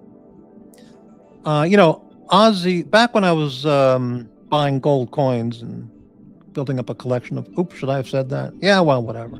Back when I was building up a collection of gold coins, I looked at Australia gold coins, and they're really beautiful. Whatever year this was, I mean, they got like Australian animals on them, like a wombat and koala bear or koala. Do Australians call it a koala bear? I don't know. A koala, kookaburra, the Marcelo bird, and other great world famous Australian animals. And they're beautiful gold coins, beautiful. But I didn't buy them. I bought South African gold coins instead. Because I'm as those people said, I'm a white supremacist and racist. So, unbelievable. Yeah, unbelievable. Kookaburra is a fantastic bird. Really, really cute. There are videos of kookaburras in Australia. They just land on people's porch or balcony or windowsill, and they just sit there and look at the person in the house looking at each other, and they're really cute. They have a really cute, happy kind of face, kookaburra. I bet you also have no, I don't have a silver dollar collection, but when I was a little kid, I mean a young kid, I collected coins and I collected all kinds of stuff, and I had a lot of silver dollars, and I think coin collecting is a really fun hobby.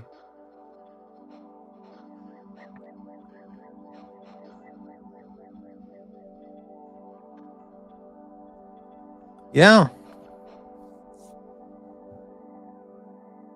Canadian gold coins are really good looking too. But the thing about a Canadian gold coin is if you want to sell it, no one's going to believe it's real. They go, what is this? This is real? I say, yeah, it's real. I'm afraid to buy it. I don't think it's real. No, no, no, it's real. It's a real coin, from Canada. Nah, I'm not going to buy them. Thank you anyway. You got any South African gold coins? I'll buy those. But truth, everlasting. I've been in this community for a long time. Many have dropped racial slurs, but not once have I ever heard Crappy say anything racist. Well, thank you, Truth Everlasting. That's absolutely true. But it's those people who just attack, and attack. Why? Because it's all projection on, their inner psyche. It's true. I mean, yeah, but thank you, Truth. Appreciate that a lot. Yeah. They're the racists. I mean, they're on audio clips and screenshots. Just totally racist comments. I've got a whole collection of racist clips and screenshots. And I don't even know if those people, in particular on the screenshots, if they're even aware of what they're typing. I think they're not, but it comes out. Their inner shit comes out because of the environment of certain channels.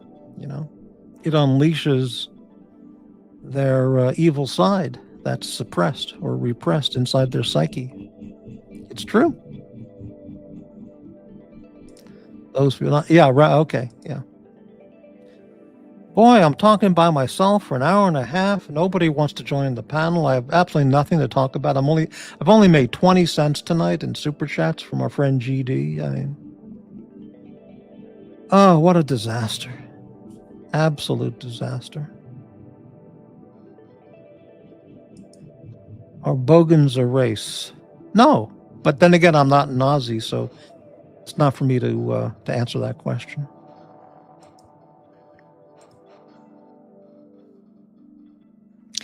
So I watched a video about sheepshaggers. I forgot who was talking about this, but he said Australians call New Zealanders sheepshaggers because there's more sheep than people in New Zealand. There's like 100 million sheep.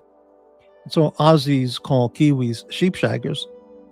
And but Kiwis also call Aussies sheepshaggers. But apparently it first came from the Aussies calling Kiwis sheepshaggers. There's some kind of rivalry or jealousy or some kind of relationship between Kiwis and Aussies. I don't know what it is, not being one or the other, but it's different than a University of Texas, University of Oklahoma, how they have a rivalry and stuff, The New Zealand-Australia relationship is, I don't know, there's a lot going on there. I mean, it's not at the level of Pakistan and India, but there's something going on with those two countries. I don't know what it is. I guess you have to be one or the other to really understand it.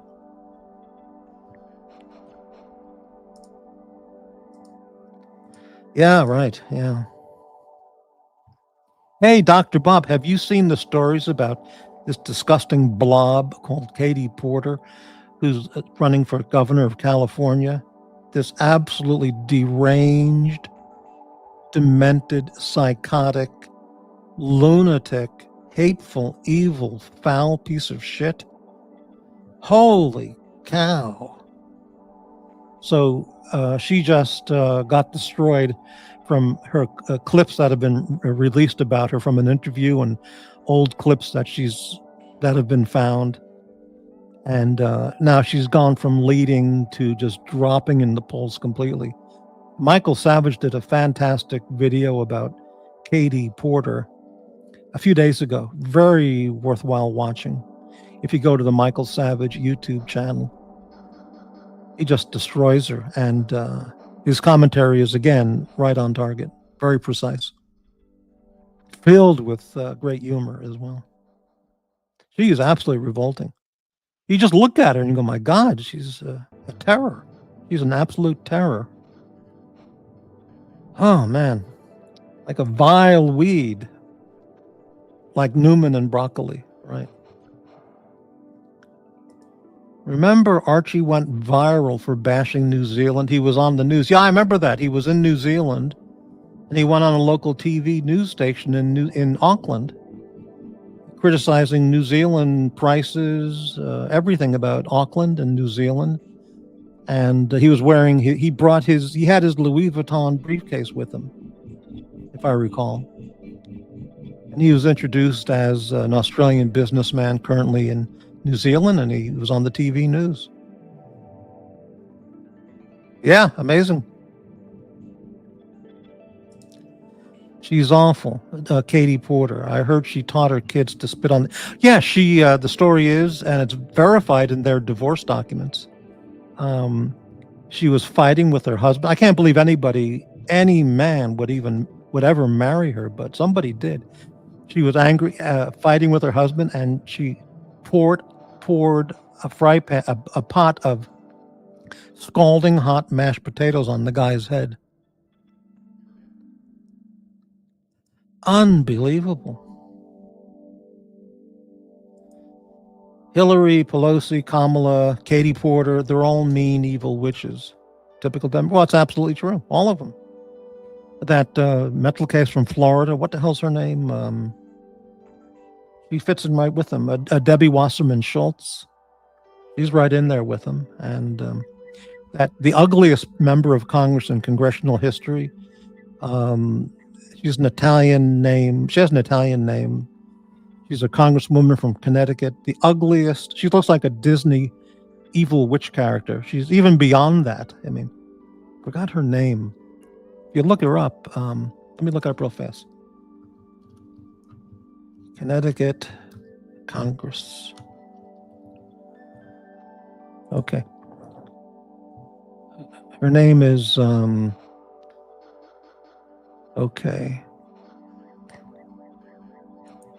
List of Congress from Connecticut. What is her name? Rosa L. DeLauro. Look her up. Rosa L. DeLauro. This is the ugliest woman in the history of Washington, D.C. She's a deranged lunatic leftist fanatic. You know, right up there with Elizabeth Warren and, you know, like you said, Hillary, Pelosi, Kamala. And since we're talking about the mean Democrat women and Barry as well, you know, Barry Soetoro, you know. Yeah, well, you know where you don't know. What can I say?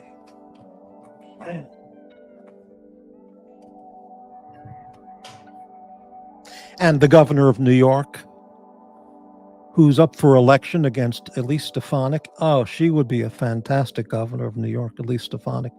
She would be phenomenal. The governor of New York, Hochul, she endorsed Mondami for mayor of New York. I mean, just unbelievable. People in New York are absolutely liberals. In New York have gone. They're insane. They're absolutely insane. They've lost their minds. Yeah. Yep. Ah, man. Yeah, you look at the conservative women; they're beautiful, you know, and talented, and accomplished. And you look at these liberal, demented lunatics, and they're like heinous, evil Disney caricatures of wicked witches, and they're all communists and traitors. America haters, demagogues, pathological liars, criminals, absolute criminals. But hey, what do I know? I'm just a guy with a diner.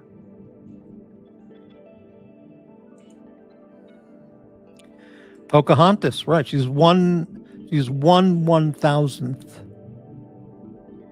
1,000th Native American. Hell, I'm probably have a higher ratio of being Kazakhstani or Kazakhstan, blood, Jesus, incredible. 1/1100 Native American in her DNA. Just incredible.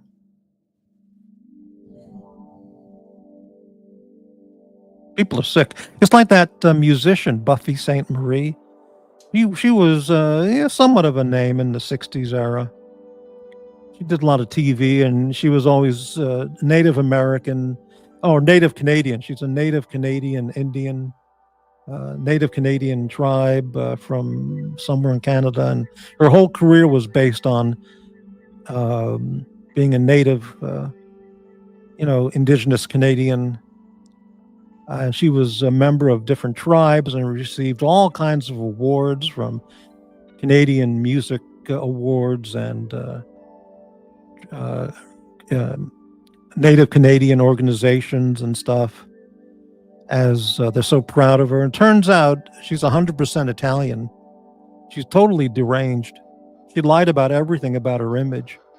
She's as much American Indian or Canadian and Indian as I am, or Dr. Bob is, and these Canadian, like the Canadian Recording Academy, took away all her awards.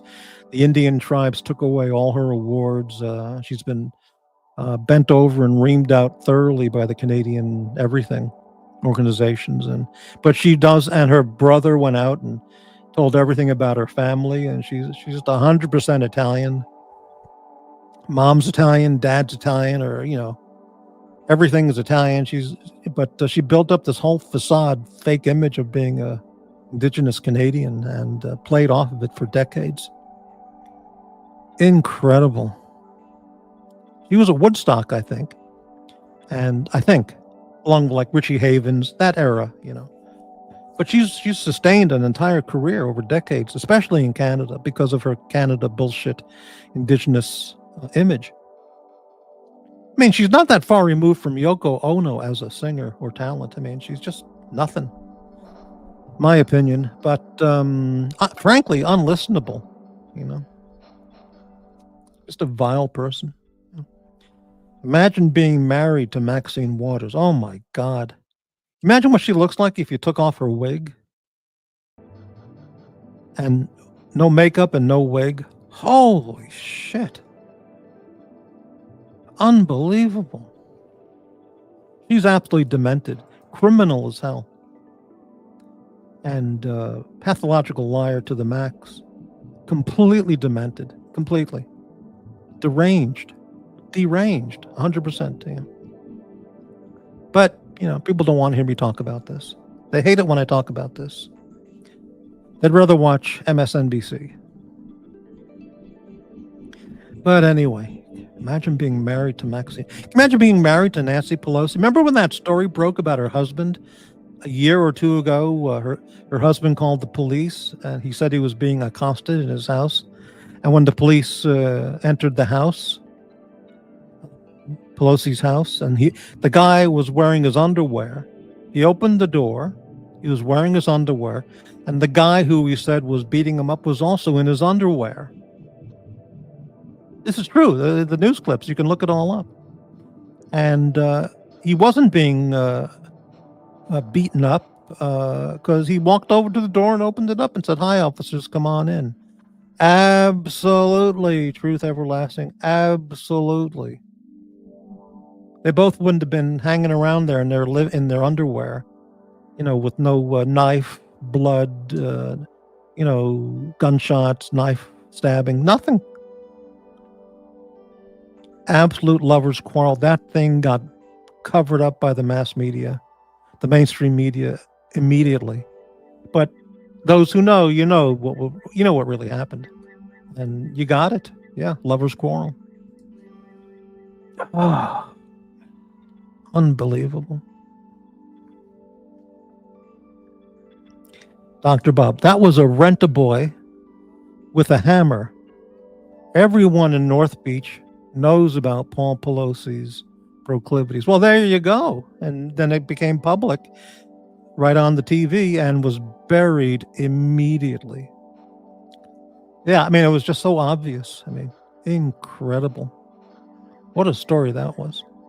And Nancy was asked about that, and she refused. I'm not going to talk about that. What do you mean you're not going to talk about it? You have to talk about it. I'm not going to talk about that. Yeah, right. From L.A. What's his name? Adam Schiff's friend. Right, exactly.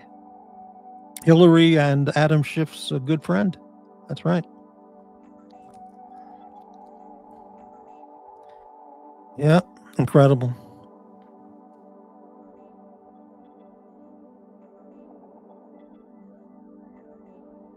Hmm.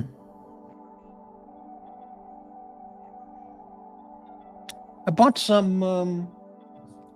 have some lottery tickets I bought a few days ago. Two Powerball tickets and two Oregon Megabucks lottery tickets. And as usual, I don't look at the numbers to see if I won. It takes about a month before I finally get around to looking at them. But I could have big winning tickets right here. And I just can't bring myself to focus on the numbers and look up the website to see if they're winners. It's too difficult. So eventually I'll look at them.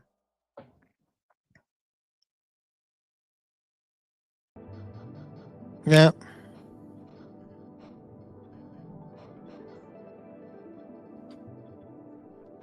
Well, it's been a great show. 2 hours of talking about nothing, a 2 hour monologue about nothing. Shooting doves, that was a very good topic. The high school welding class, that was a very good story. The lovers quarrel, that was very good, right? And no panelists, only 20 cents in super chats. Another successful Morty's Diner show. Fantastic. Right now, 15 viewers. That's 13 viewers and 2 lurkers. Okay. And, right.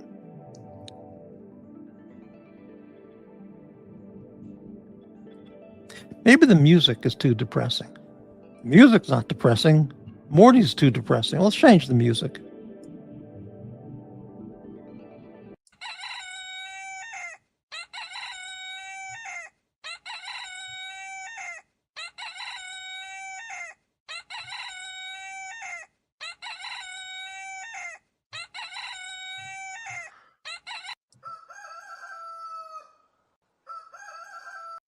Holy shit. Rooster talk. Wow. Where's the owl video? Here it is. This is a good background mood. There it is. 12:19 Sunday morning.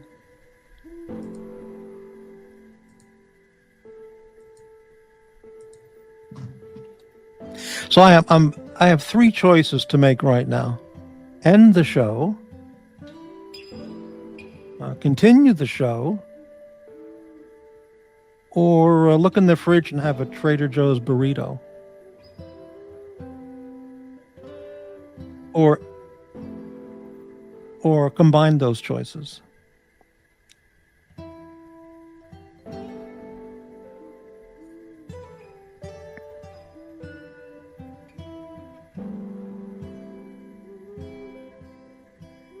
Trader Joe's has great trail mix. I was looking at them today, but I didn't buy them because they all come with almonds.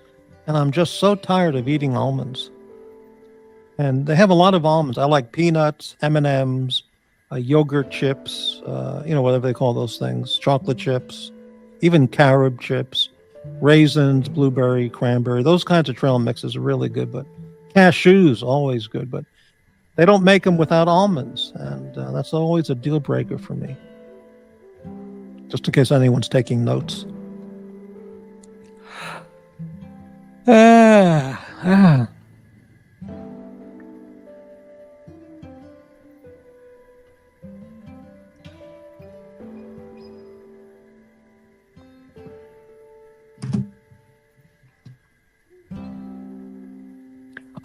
I came very close to changing my cell phone and internet companies. Came very, very close. And then I just, at the last moment, I just stopped because it's too complicated. So I can't do it. And they had a tremendous promotion, just tremendous at one of these companies. So I'll wait till Christmas time and reevaluate that again because I'm sure they'll have tremendous sales at the phone company places, internet places around Christmas time or Thanksgiving time, you know.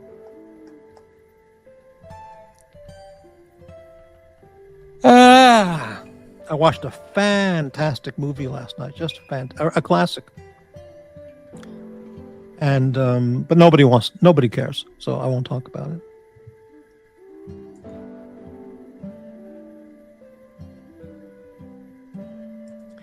The envelope for California redistricting expose whether it's yay or nay. Yeah, well, Gavin Newsom, evil, corrupt, tyrant, and completely incompetent. Intermission, get the burrito and continue. I don't want to eat a burrito at midnight, but an intermission for everybody, all two viewers and the two lurkers might be nice. So let's take a little intermission.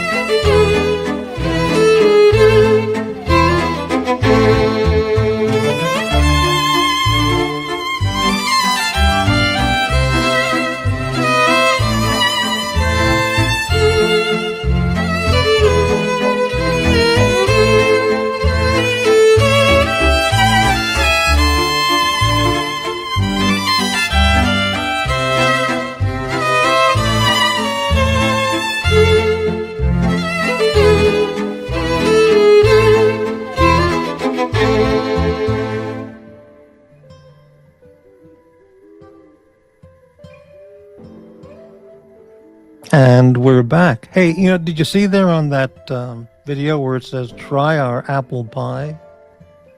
That's a really good artwork there. It says "Try our apple pie," but maybe we can change that. I mean, I'm not serious about this, but maybe change that to "Try our kumquat sandwich," which I have to say is not a big seller. It's only, we only sell that when we get some travelers coming in from New Jersey, South Jersey, that is. But yeah, try our kumquat sandwich. It's very tasty.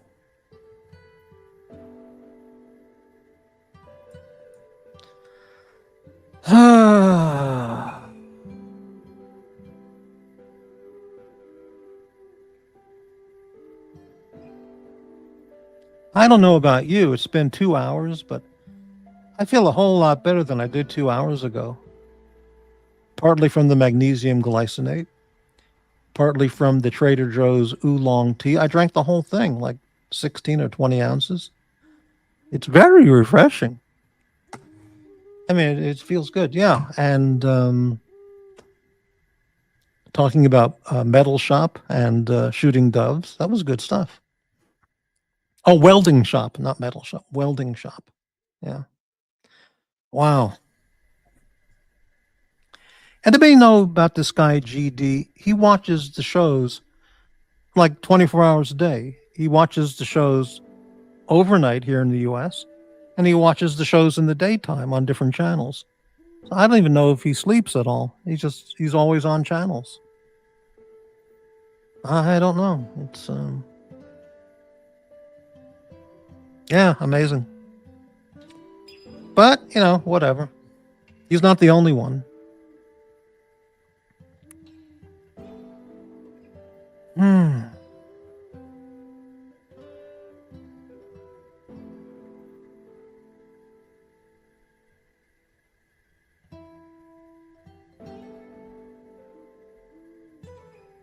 I'm thinking, is there anything else that's I can even possibly talk about that would meet the minimum standards of absolute boredom and depression? Let me think. I'm thinking. Dr. Bob. It could be a team of guys using the same account. Now, that is very interesting. And you really have to be absorbed into the YouTube life to even come up with an idea like that. But that's a very good suggestion or assessment, Dr. Bob. Very good. Okay, 18 hours. I won't, yeah. But you know what I mean. Yeah. So let's talk about Kazakhstan. Kazakhstan. You got, let me get this straight. You got Kazakhstan, you got Afghanistan, you got Turkmenistan, which is my favorite of all the Stan countries. You've got Tajikistan. Are there any other Stan countries? I need a map. Afghanistan. Well, there's Balochistan, but that's in Pakistan. Well, there's Pakistan. And Balochistan is in Pakistan. So you got Pakistan, Afghanistan, Uzbekistan. That's it. Dr. Bob, you're right. Let's do it again. Pakistan, Afghanistan. Those are the big two. Then you got Kazakhstan, Uzbekistan, Turkmenistan, and Tajikistan. How many is that? 7? I lost count. Do it again.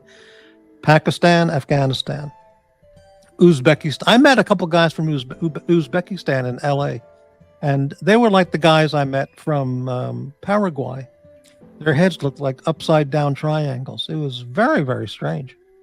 But anyway, Pakistan, Afghanistan, Kazakhstan, Uzbekistan, Turkmenistan, Tajikistan. That's 6, I think. Maybe I'm skipping one, but yeah, I mean, whatever.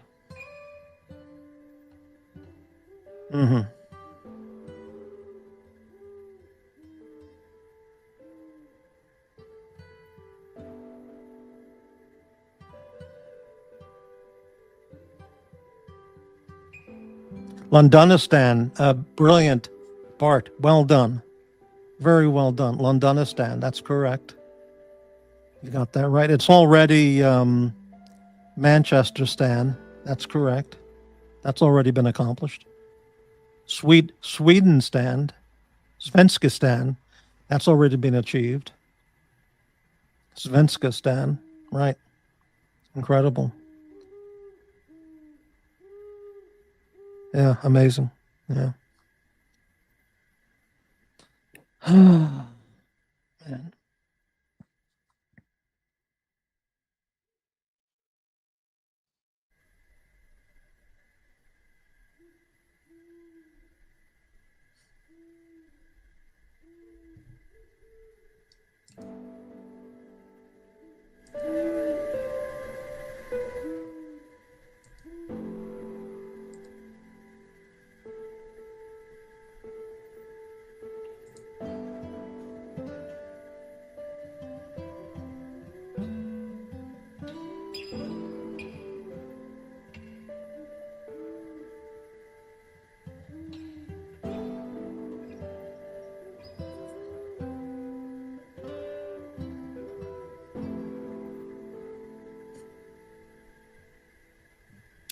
Stephen L., that's correct. Yes, Stan means land or place of. Correct. So Kazakhstan means land of the Kazakhs or Uzbekis. Correct. Look who just stopped by. AD Never Calling. Yeah, I've been here for 2 hours doing a monologue about nothing. Total financial support contributions, 10 cents plus 10 cents. GD's the only one helping out tonight. That's okay. Kyrgyzstan, you're absolutely right, Dr. Bob.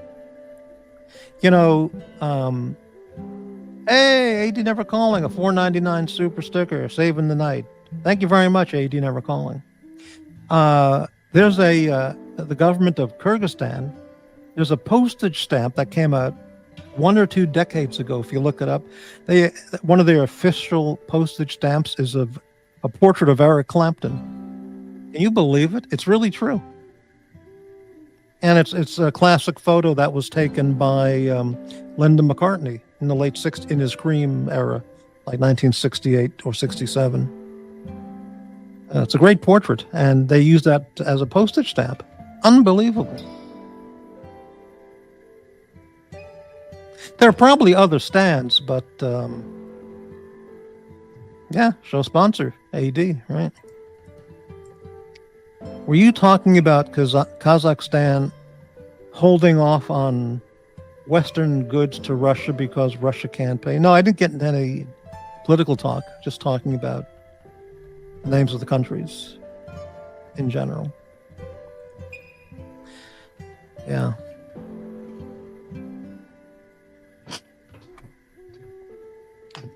There obviously, not obviously, but there are a lot of other places with the Stan suffix that are probably parts of those countries, like Balochistan in Pakistan and stuff like that. But Balochistan is one area where they have those ship graveyard places where they take apart the ship graveyard places. You ever watch videos on those? Those are mainly in India and Pakistan.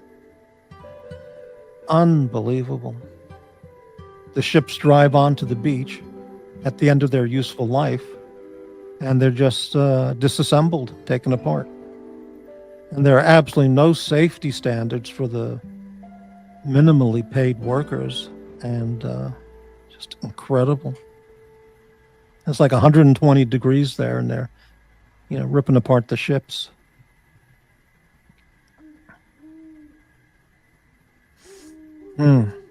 It's got to be one of the worst jobs in the world.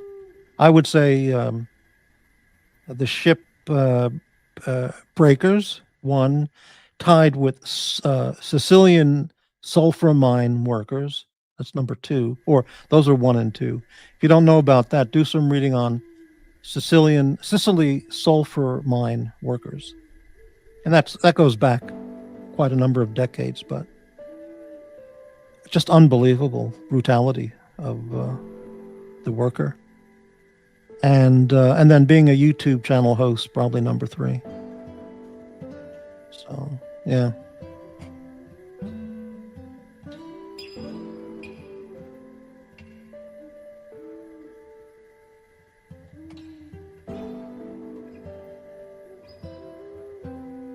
I bought that product of Tuscany, extra virgin olive oil. I bought that at Costco about half a year ago.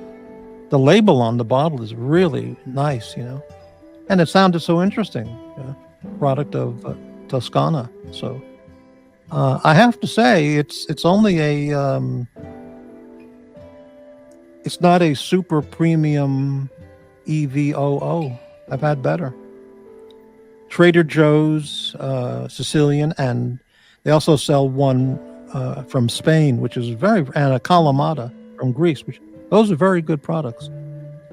And of course, Partana from Sicily is the best I've ever encountered. So the one from Tuscany, it's good, but it doesn't compare to those other ones I've had. Even the California Olive Ranch, or whatever the brand is, which is in every supermarket, California Olive Mill or Olive Ranch, those are pretty good. But yeah.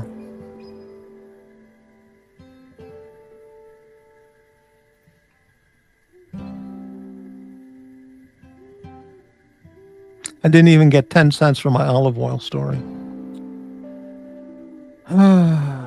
Okay, 80 never calling. I heard Russia buys dual-use goods like Texas Instruments, TI calculators through non-sanctioned Kazakhstan, so they can disassemble the calculator to use a chip in it that can power a drone. Wow, that's pretty interesting. And another 99-cent super sticker. 80 never calling saves the show tonight, donation-wise. Whoa, look at this. GD, another 50 pesos from Argentina. Thank you, GD. GD and AD helping the channel.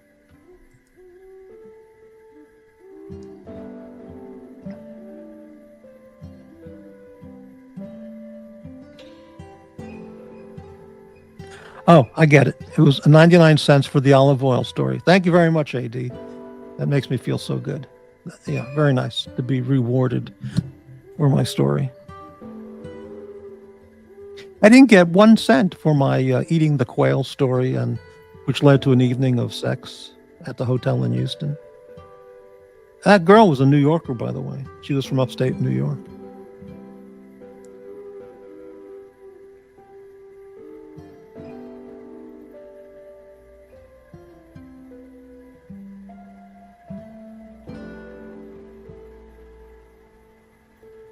Wow. Look at that. Another 99-cent super sticker from AD Never Calling. Thank you very much, AD Never Calling. The quail story. Thank you. Appreciate that. Wow, so tonight turned out very nice on the channel.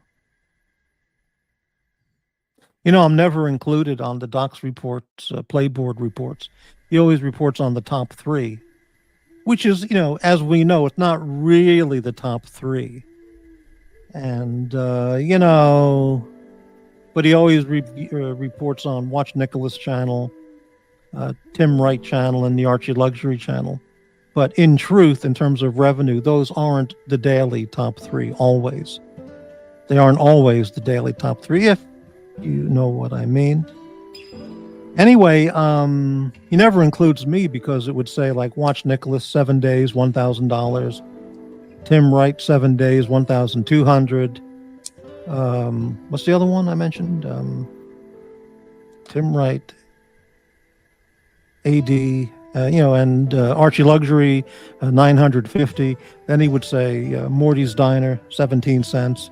So I don't make it into the Playboard reports, but that's okay.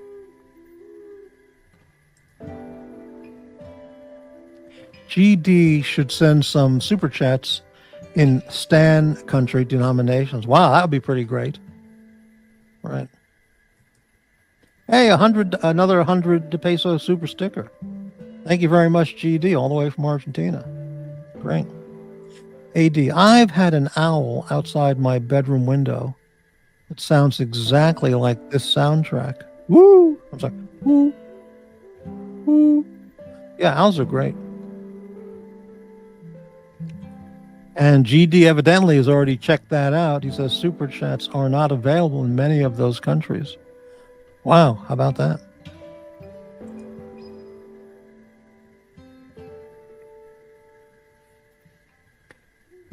The more boring the show gets and the less I have to talk about, the higher the numbers of viewers keeps rising. That's amazing. Now 17 viewers. At least Docs thinks highly enough of you not to embarrass you in the Playboard report business. Well, there's nothing to report. It's 20 cents or $1, but okay. GD, I've tried Zimbabwe dollars, Venezuelan bolivars, also with no success. The story of Simon Bolivar is really fascinating, but I won't do a show about that. But real hero of Latin America, South America. I mean, amazing story, Simon Bolivar. Steve L, hey man, £1.49 super sticker. Thank you for the channel support, Stephen L. Thank you very much.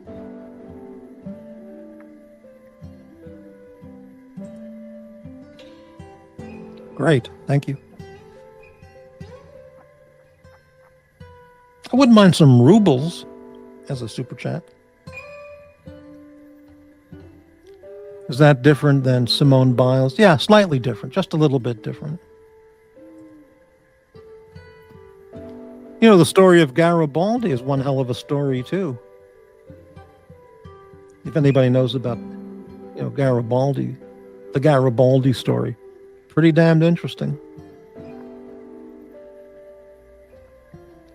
Why not some rupees? Yeah. Rubles also not available thanks to the current war. How about that? Amazing. How about some dong? All those other channels love dong. I'll take some dong's currency on this channel if anyone wants to support dong currency from Vietnam. Anyway, Tan, we need rupees. Rupees. Birdie num num. Birdie num num. Birdie num num. Anybody know what I'm talking about? Birdie num num. That was Hurundi Bakshi. And nobody knows what the hell I'm talking about. Birdie num nums. Birdie num num. I thought he was a very interesting historical figure. I didn't say I was in his fan club.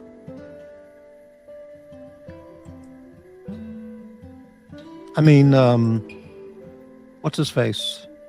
All those dictators are fascinating characters in world history, but they're not to be admired or anything. But their stories are hella interesting. Some of them are just violent, disgusting. But, yeah.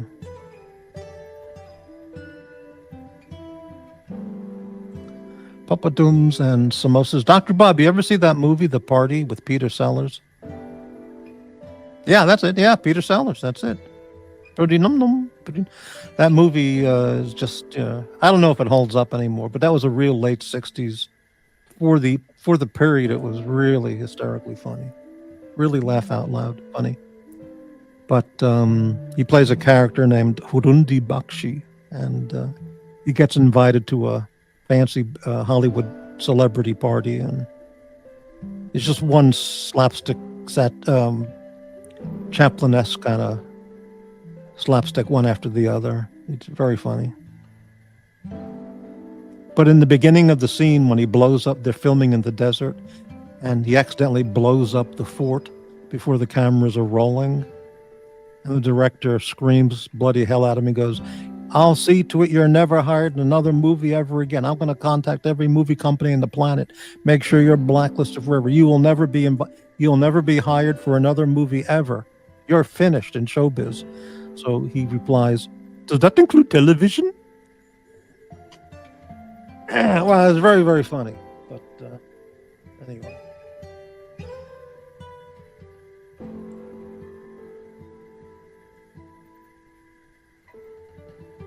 I know samosas. I ate samosas on occasion in Los Angeles. They were good, but they had one of the seasonings in them gives them that funny taste, which I don't know what it is, but I don't know what a papadum. I don't know what a papadum is. But they add some spice to samosas that give it that funny, to me, funny, strange taste. But that's the way they make them. Leftist revolutionaries are more bearable if they're not hypocrites. Jay is a good example. Hmm.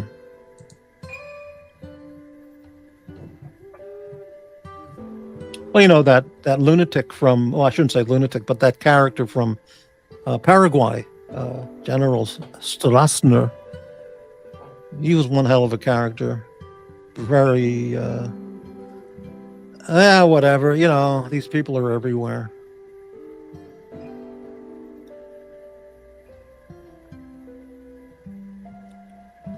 Cilantro is like eating soap. Really? I don't mind cilantro. Cilantro is more pleasant for me in Mexican dishes than eating the spice they add to Indian food, which I just cannot get into. Everyone is more bearable if they're not hypocrites. That's an interesting statement. Thank you, Rich Mitch. These people, you mean? Oh, these people, those people, is people. It's just the people. And the lurkers. They're out there. They're out there watching the show.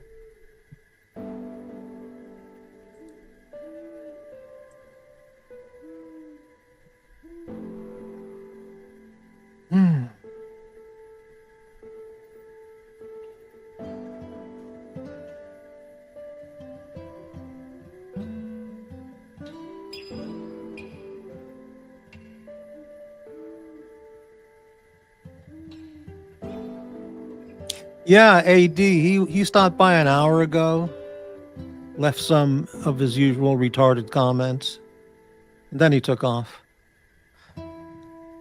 Yeah, the them, those, the those, the these, those people are not the same as the they, them people. Those are different. Yeah. Yeah, exactly. Right.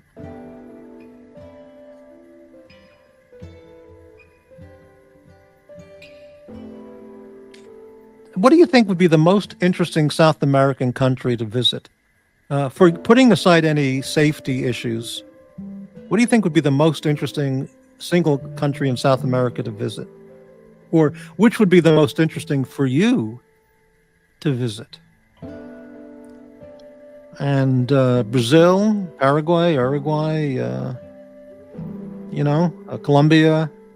I think maybe Colombia. The women there are unbelievable. Oh, that's true, GD. Completely true.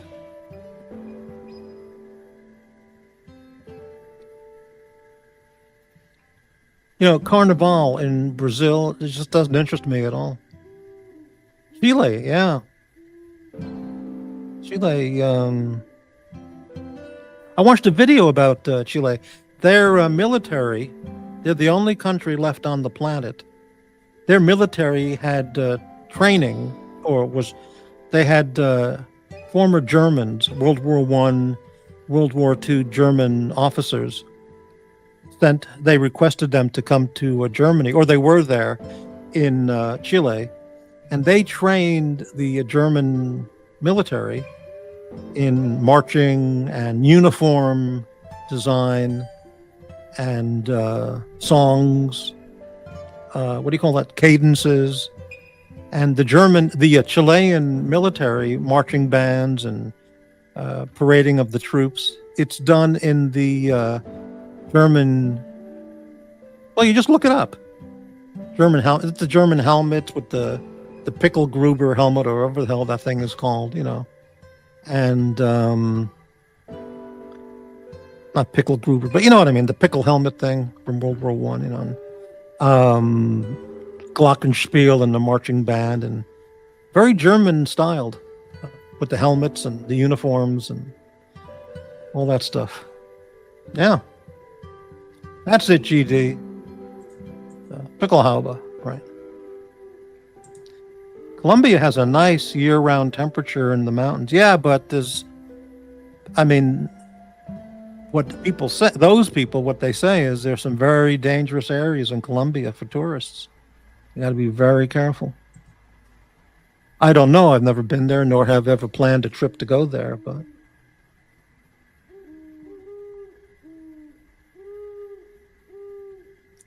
my thinking is if you're going to get Colombia coffee, then you do it in Colombia, you know? Nobody in America knows anything about Uruguay, Dr. Bob. Nobody. And like I said, I've only met two people from Uruguay in my entire life. This is like around 1990, around then. And these guys' heads, they look like upside down triangles. I mean, very pointy upside down triangles. It was very strange. I thought, holy shit, look at these guys. Uruguay, small provincial country. Wow. Yeah.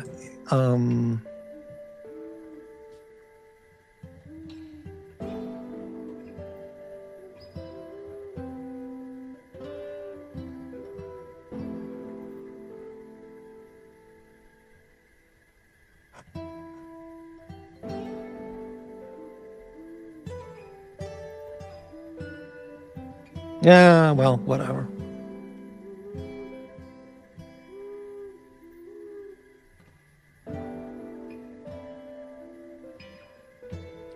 Peru, I've met Peruvian people. Yeah. Lots of short people, really? I don't know anything about that. Juan Valdez sells his instant coffee at Walmart. You know, it's funny you mention this with all the Walmart talk from a couple of years ago. I bought a couple things for Walmart delivery, and one of them was a brand of instant coffee called Juan Valdez. That was the coffee brand, product of Colombia, and it wasn't very good. I found it an inferior, low-end brand of coffee, even though it was Colombian. So it's probably made from the dregs of Folgers. Yeah, I think Colombia would be a great place to visit. Great women, great country, coastline, the women, sex clubs. Yeah, yeah. But I don't know about any safety concerns.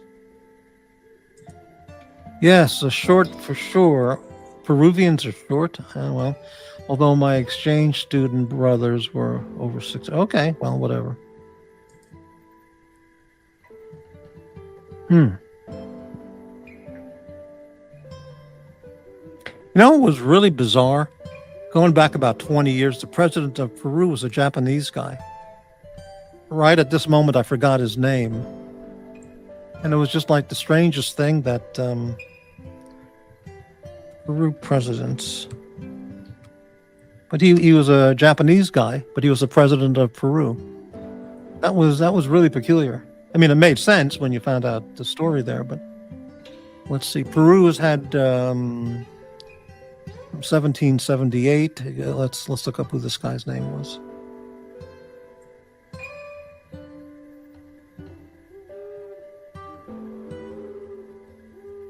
Fujimori, that was it. Yeah. He was president for 10 years in the 1990s. Alberto Fujimori. He was the president of Peru. Alberto Kenya Fujimori Inomoto. Wow. Born in Lima, Peru. First president of Japanese descent. Amazing, huh? No, not necessarily. That's it, Dr. Bob. You got it. I thank the Catholic Church for sending me there in the 8th grade. I got to go to Galapagos too. I know I'm really? You went to Peru in the 8th grade? You lived in Lima, Peru for 3 months? That's unbelievable. Unbelievable. Was it a Mormon mission?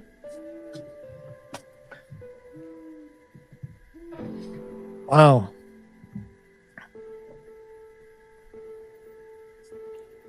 Did you sing in the Catholic Church choir? Were you a castrato?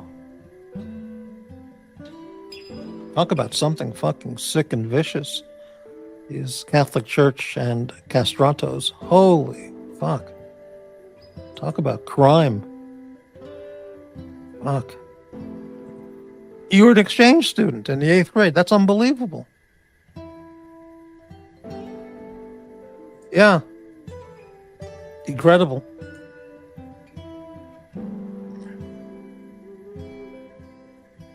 Just like in Imperial China, where they had the eunuchs serving in the royal households. You know, it's a good job, but the entrance ticket is pretty steep, you know? Wow. Amazing.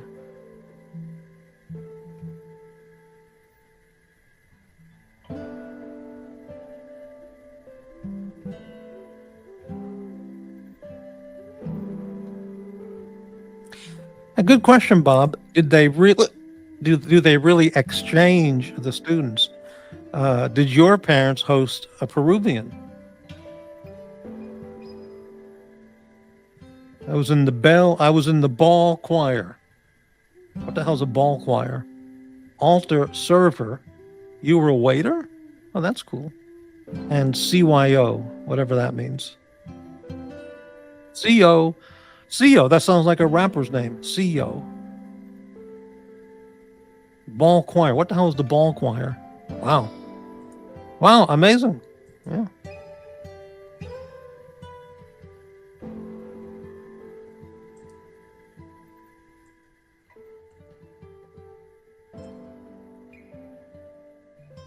Holy shit, fuck. Oh, man.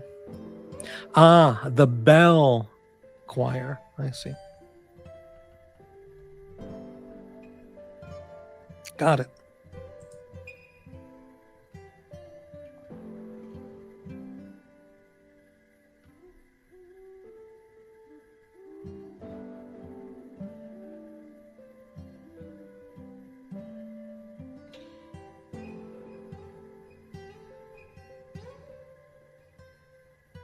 Got it. Okay, AD, got it. Captain Nemo and Geraldo Rivera came to the U.S. first. Then I went there. Okay, got it.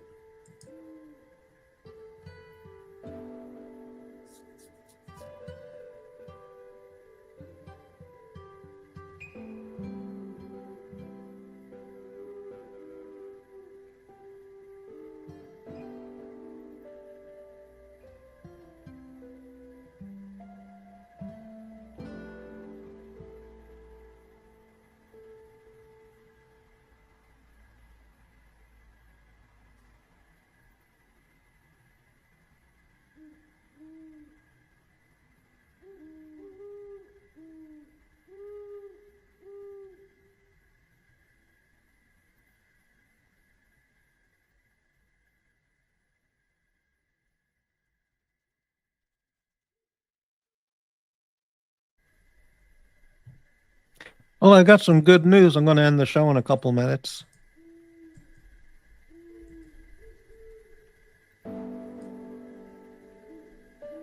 Nah, GD, I think it's time to wrap it up pretty soon. 14 people watching the show. I mean, 14, 13 viewers and 2 lurkers. Whoa! 30 pesos from Argentina. Thanks again, GD, for the channel support.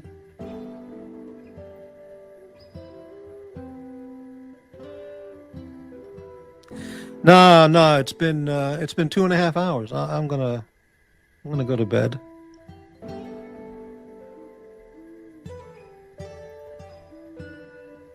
Holy cow! Another 99-cent super sticker from AD Never Calling. Thank you, AD.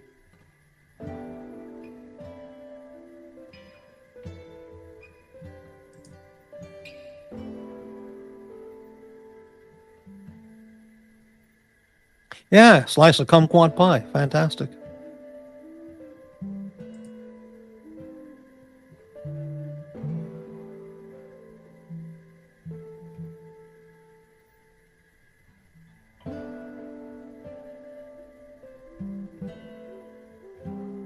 There are people watching. I mean, we all know there are people watching in the background.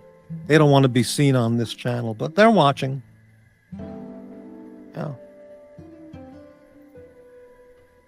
absolutely.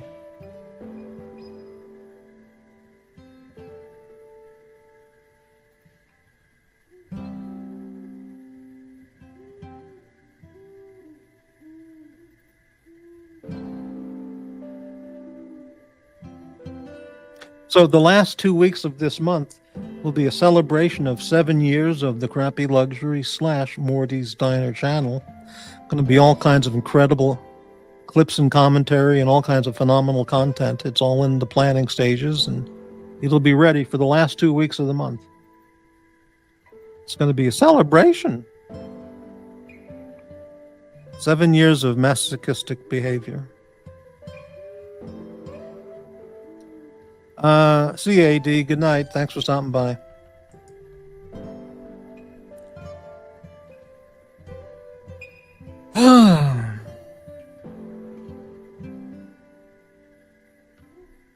Yeah, well, I've delayed them because I didn't want to open up a shit can of, incoming assaults, but I will be going through with them. But it'll be part of the 7-year celebration.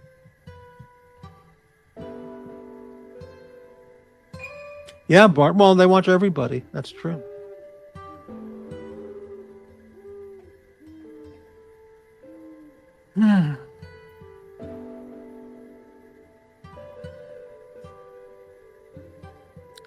Well, I think it's time to close the show.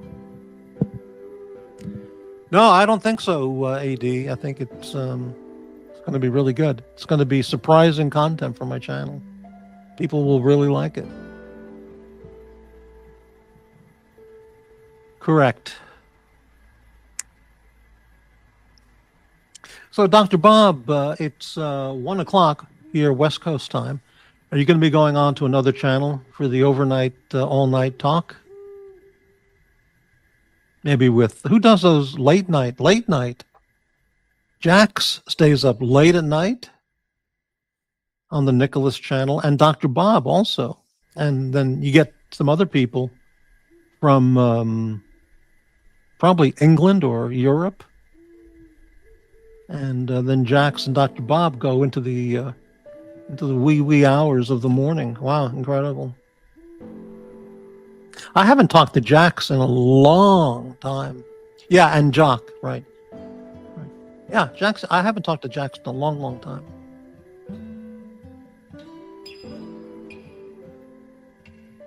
Dr. Bob, Sandy Diva Mandela effect. Helpline goes late night. I don't know what that means, but okay. Yeah, Jack's a great guy. He's been on my show in the past many times. And, he knows movies and music at the level, I mean, not exact match for match, item for item, but with the same intensity of knowledge or same depth or similar depth of knowledge that I have. And not that many other people on these channels. But it's always been terrific panelist, Jax, yeah.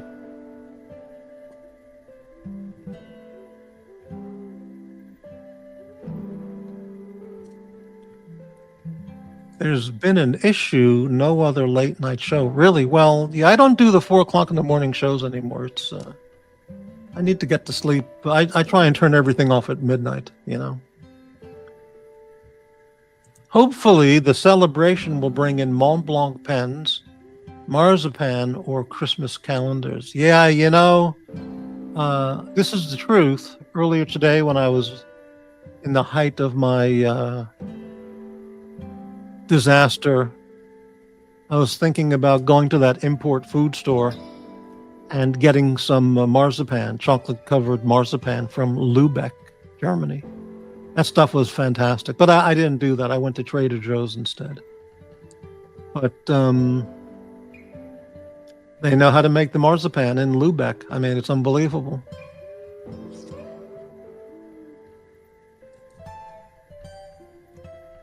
No, I've never had a Mont Blanc pen, and if I had one, I don't know what I would do with it. I know what other people would say. Well, this is what you can do with it, but in terms of a writing implement, what am I going to do with it?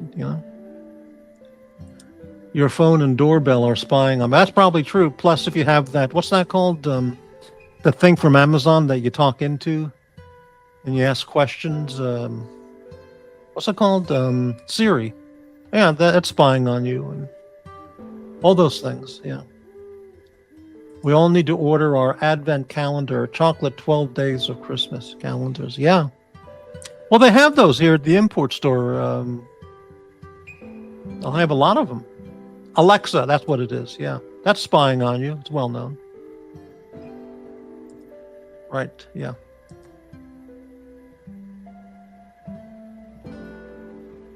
I don't understand that whole concept where you go, Alexa, what time is it in Tokyo, Japan?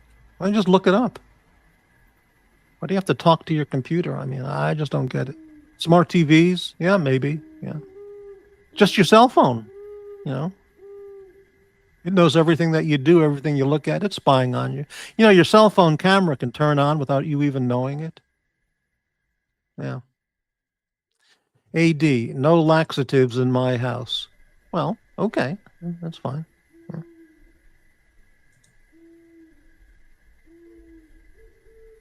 I don't have any smart devices. As a matter of fact, my Samsung phone has a feature called Gemini, which is an AI thing, and I don't want it. I can't uninstall it because there's no feature to uninstall. There's no, there's no way you can disable. Let me look it up here. I don't want it. I don't use it for anything. What's it called? Is it Gemini? Yeah, Gemini. You can disable it or force stop, but you can't uninstall it. I don't use any of those AI features. I don't want any of them. I know how to I know how to write a sentence. I know how to write anything, and I want to, and what am I going to do with it? I don't make foul, vile, viscountness, offensive videos, so I don't need that GPT and Gemini and AI stuff. Yeah, Clyde uses Alexa a lot, right?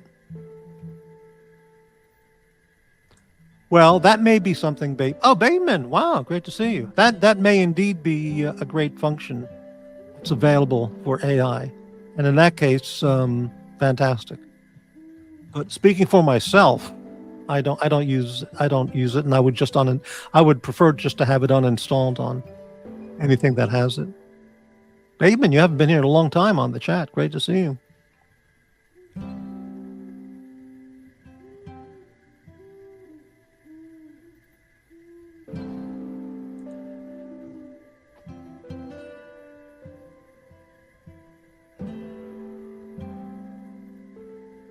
I saw some video on YouTube about one of these mutant inbred Englishmen who's a baron or a viscount or an earl or lord, or his family goes back like 800 years, and one of these mutant inbred guys, and he owns this giant estate in the English countryside, and his whole house is filled with portraits of all his ancestors, one mutant inbred after another, going back hundreds and hundreds and hundreds of years.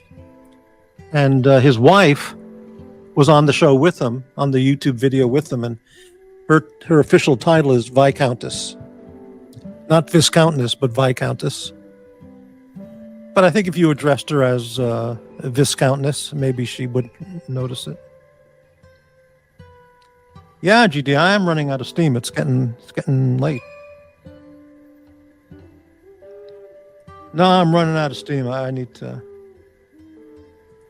Bateman will hopefully go on when Jax signs on. I could talk with Jax about music and movies all night long,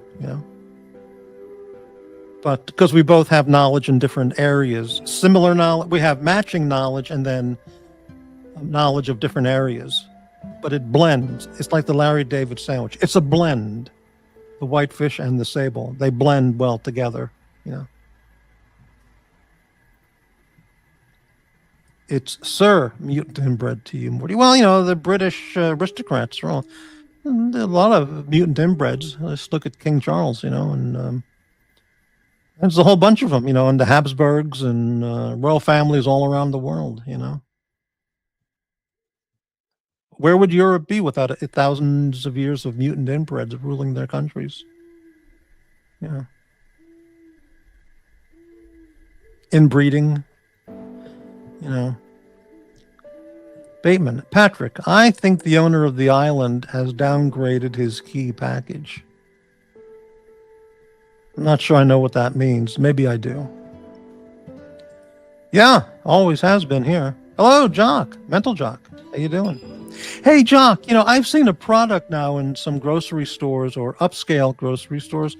It's a brand new thing I've never seen anywhere before, and it's called Dubai chocolate.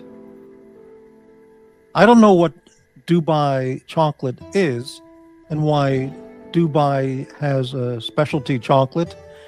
I know German chocolate, Belgian chocolate, Swiss chocolate, Japanese chocolate is great. American chocolate, you know, Hershey's and those other brands. But Dubai chocolate, what is the deal with, what is this deal with Dubai chocolate? What is it? I mean, I didn't stop to look at the package to see what Dubai chocolate is, but I've seen it now in some different stores. Jock, yep, we are keyless, Patrick. Someone took away keys on one of those channels? Really?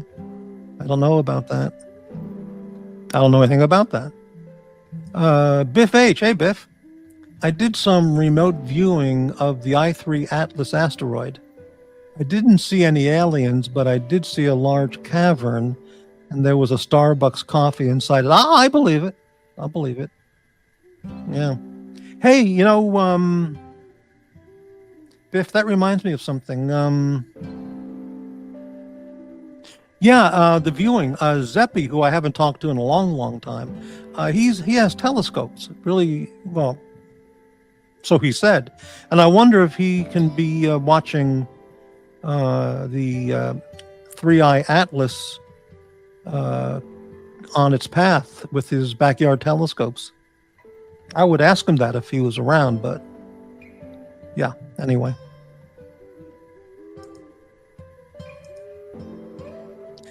Yeah, but Bateman, you mean the Dubai chocolate? What is Dubai chocolate? Why would, of all countries, why would Dubai be well known or known for chocolate? I mean, hummus, falafel, vegetarian dishes. Yeah, beans, rice dishes. I don't know what to eat in Dubai, but chocolate? Yeah. Jock, oh, it's gone viral. I think it's shite, not worth the hype. Okay, well, but I've just noticed it. All of a sudden, out of nowhere, there's Dubai chocolate now in supermarkets. Okay.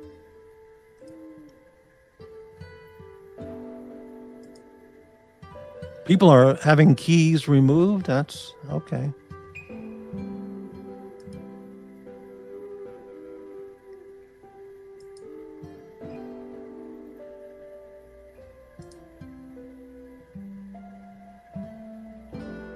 I've never had keys to any channel. I've never asked for keys to any channel either.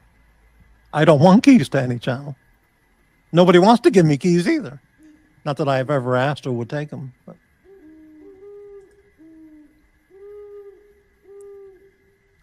I guess I can guess. I guess I can imagine what channel you're all referring to, but I don't have any information on anything over there.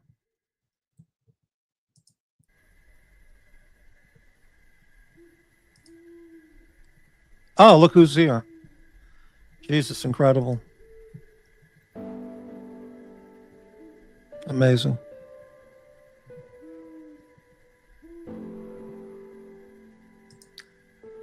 Oh no, it's all falling down. Are the keys going away due to discipline or just... don't ask. I don't know. You'd have to discuss that amongst those people, I don't know. Jock, I was going to do a show later Sunday, fun day. That's ruined my plans. Like it. Right.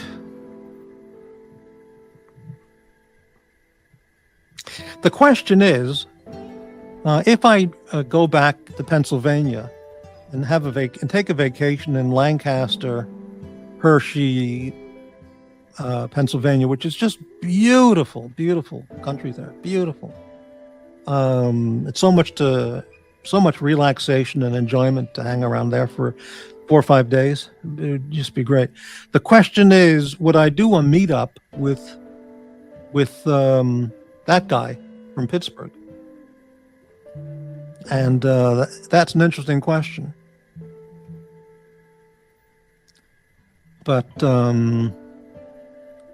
that would require payment, of course. And with all the money being lost to the what was that girl?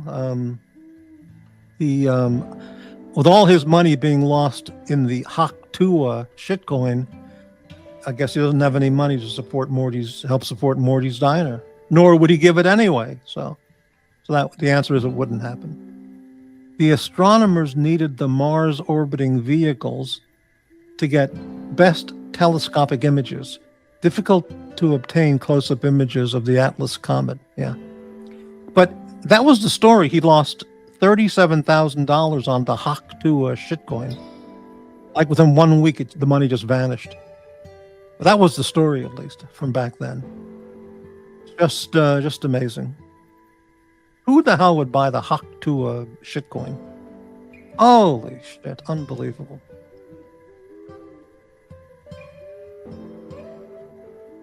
Let's see, Jock. Anyway, away from this, how are you doing, Morty? I hope you're well. Thank you for that nice thought, Jock. Today sucked. I mean, really a disaster. But, tomorrow's another day. And so I'm looking forward to tomorrow.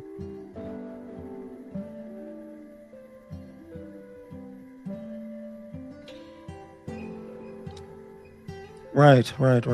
Yeah, he lost $37,000 on the Haktua shitcoin.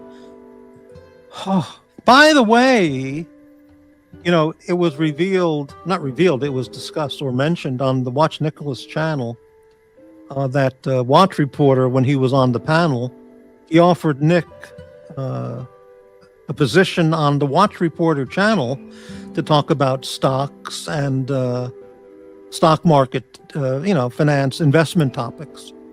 And Nick accepted that. He offered him like $75 an hour for 2 hours a week, or $150 an hour for 2 hours twice a week, something like that. I don't know the details. But the channel was kept confidential. Nobody, and I was curious. I would have watched those two guys talking about investments and stock market stuff. But no one knew what the channel was. And apparently, GD found out their channel and saw the show. So somehow GD found out that channel of Watch Reporter that was with Nick talking about stock and investment stuffs. Anyway, 1 or 2 days ago, I was watching one of those channels, and one of the people in the chat revealed the name of Watch Reporter's channel. Just came out of nowhere. He typed it in. Unbelievable.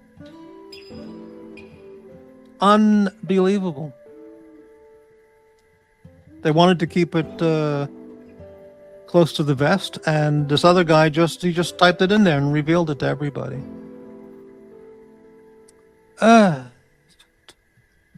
Amazing. That channel's punters didn't like Nick that much. Really? Well, I haven't seen the shows, so I don't know. Chuck, I don't want to talk about the markets. I'm in the red so much, I'm turning that color. Oh, you don't know what well, I believe what you're saying, but you don't know what being in the red means, Chuck. I mean, there's being in the red, and then there's being in the red. Speaking from the Morty perspective, but Biff, worst financial instrument to invest in would be trendy cryptocurrency touted by a fly-by-night touted by a fly-by-night YouTuber. You mean like the Haktua coin? Or Shiba Inu? Or something? Okay. Jock is turning Henrik red. Is that the guy with the puppets? Morty's a bad news. Well, I mean, things are true, they're true, you know. But, anyway.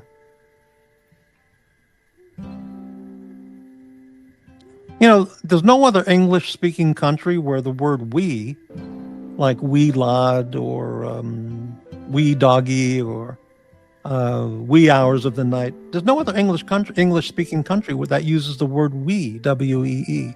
I mean, you might hear it in a movie or a TV show character, but it's exclusively from Scotland, used in Scotland. And almost Chuck Berry had a song called Wee Wee Hours, W-E-E, Wee Wee Hours, like of the morning. And outside of that, you don't hear the word we anywhere unless it's Scotland English. What I'm talking about, I have no idea, but it's just an observation. It's like Australian. First time I heard Archie say this, Australians say, "How are you going?"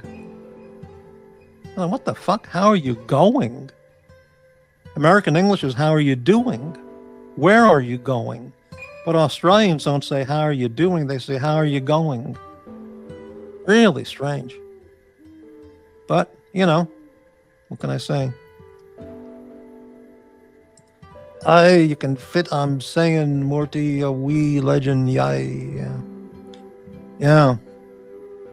I could do a show about famous or great people from Scotland. There's a whole list of people that you can come up with. I don't mean YouTube people, I mean really great figures from the past. That'd be pretty damn interesting, but I'd only get 2 people watching. 2 people and 1 lurker would be the audience. Yeah, Biff, the wee hours is a phrase that's been used in the wee hours of the morning. But that's it. You know, no one ever uses it in their daily conversation or business reports or phone calls or I am gonna take a wee break and I'll be back in no one ever talks like that with we, you know. I'll have a wee drum of the, of the haggis, you know. Wee baguette. Exactly. Well, there's about 3 or 4 who are well known as lurkers, and they come by, if not regularly, certainly frequently, and this is well established. They also say, "I'm gonna have a look" instead of "take a look." Oh, the Aussies, yeah. You know, the first time I heard Archie Luxury say, "I'm gonna take a sticky beak," well, he's gonna go into that store and just snoop around, see what they have. A sticky beak? What the fuck? I'm going to take a sticky beak? What? I'm going to have a sticky beak or whatever? Yeah. But then I've heard other Aussie YouTube people say that. So that's an Australian expression. Which, for here in America, it sounds really stupid, but it's okay. You know.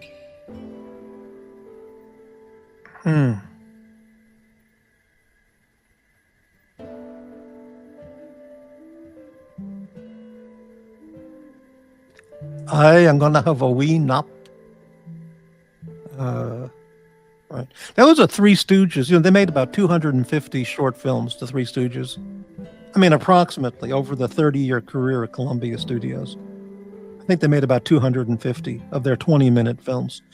And one of them I remember seeing as a little kid on Channel 11 in New York. They showed the Three Stooges. It was a whole separate special show every afternoon.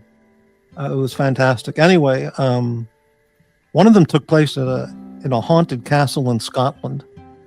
And it was so fucking funny because the 3 guys were dressed in kilts. And they were speaking in a Scottish brogue, you know, for comedic effect. Fucking hysterical.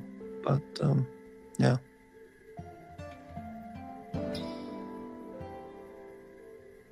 Yeah, why do people in England go I, or it's oi oi oi oi oi oi? They do that at fox hunts. Hoi, hoi, hoi, hoi, hoi, hoi, hoi, hoi, hoi. What the fuck is that? Pretty bizarre. I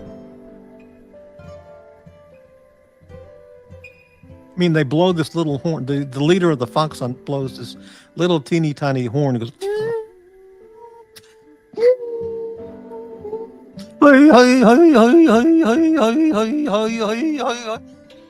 All these inbred aristocrats chasing a fox by horseback. I mean, what the fuck? Unbelievable.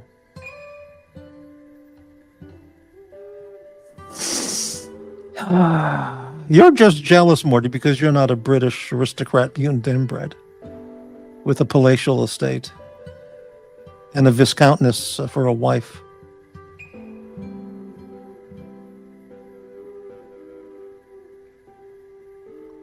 Now, here's another hate comment from the hater.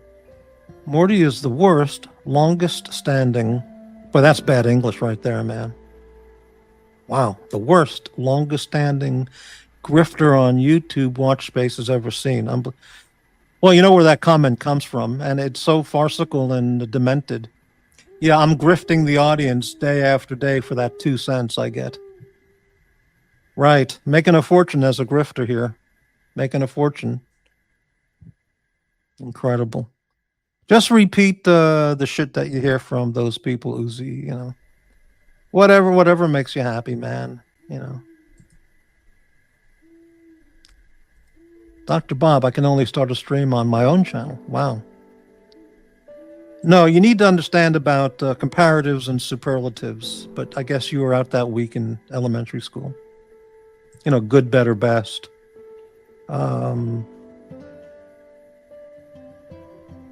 Hot, hotter, the hottest, that kind of thing. It's okay. If Dr. Bob does a show, I'll turn it on when I go to bed. I'll check out my phone and see if anyone has a show on to fall asleep to.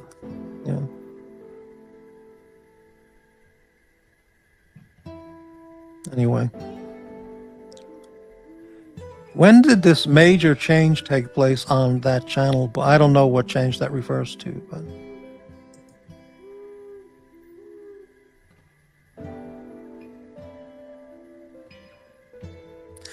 I don't know how to do that, GD. It's too complicated. I do have channel link, linking to channel thing set up with Docs Report and Watch Nicholas.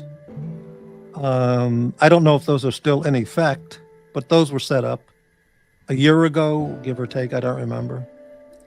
But I don't know how you set it up. I'd have to look into the YouTube studio, and I don't know.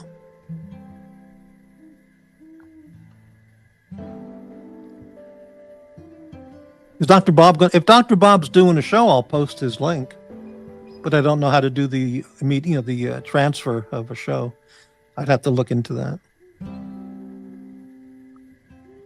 I don't know. If Dr. Bob does a show, what's he going to talk about? He's already been here for 2 hours, chatting about nothing. Maybe 3. Oh, holy shit, 3 hours. Oh, yeah, but Dr. Bob will get a big panel going.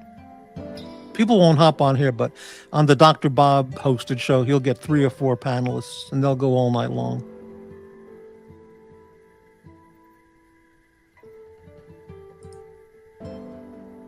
Yeah, I don't know anything about it, AD. I thought you were going to bed an hour ago, AD.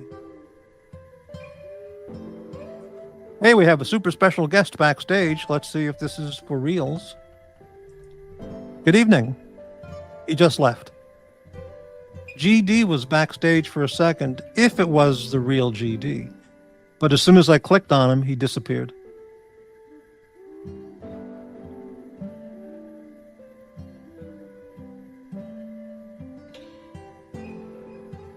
Oh, I see. Okay. A GD posted this in my private chat. I don't know if this is really the link for Dr. Bob, but I guess it is. He wouldn't screw me around like that. So here it is. If Dr. Bob is doing a show, there's a link. Just click on it.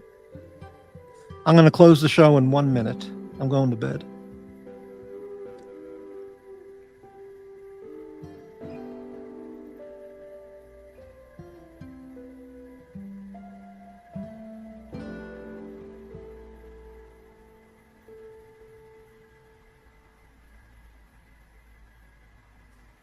Yeah. Why is Uzi here? He hates me so much. He hates me so much. He says he hadn't even forgot all about me for 6 months, but he's here, all coming and going, coming and going, coming and going on the chat. Insulting the shit out of me. Like anybody cares. But yeah, whatever. Hey GD, well, thanks for popping in there for the link. Next time, stay around. We'll put you on the panel. We can talk about Argentinian food and stuff.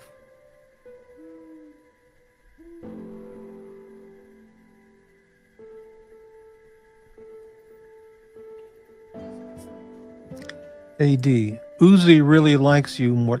That's an interesting comment. I've been told from a number of people over the years, and they say to me, off the show, they go, he really likes you, referring to one of those people. You got to be kidding me. He hates my fucking guts. No, you don't understand. He really likes you. I said, really? That's very funny. But so now you're saying Uzi really likes Morty. Well, how about that? Well, those people have a funny way of showing how they like someone, but hey, it's okay.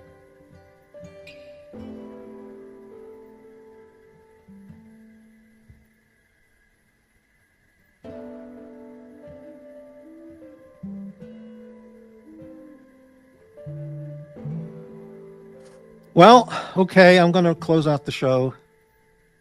Bob, if you do a show, I'll look it up when I go to bed, and I'll watch it while I'm falling asleep. It's 1:30 now. This has been a 3-hour show about absolutely nothing. Thank you all for watching. Thanks for channel donations tonight. Thank you for supporting the Morty's Diner channel. Today was an absolute disaster, a horrible day, but tomorrow, it won't be any better. It's going to suck. But who knows? Thanks, everyone, and good night.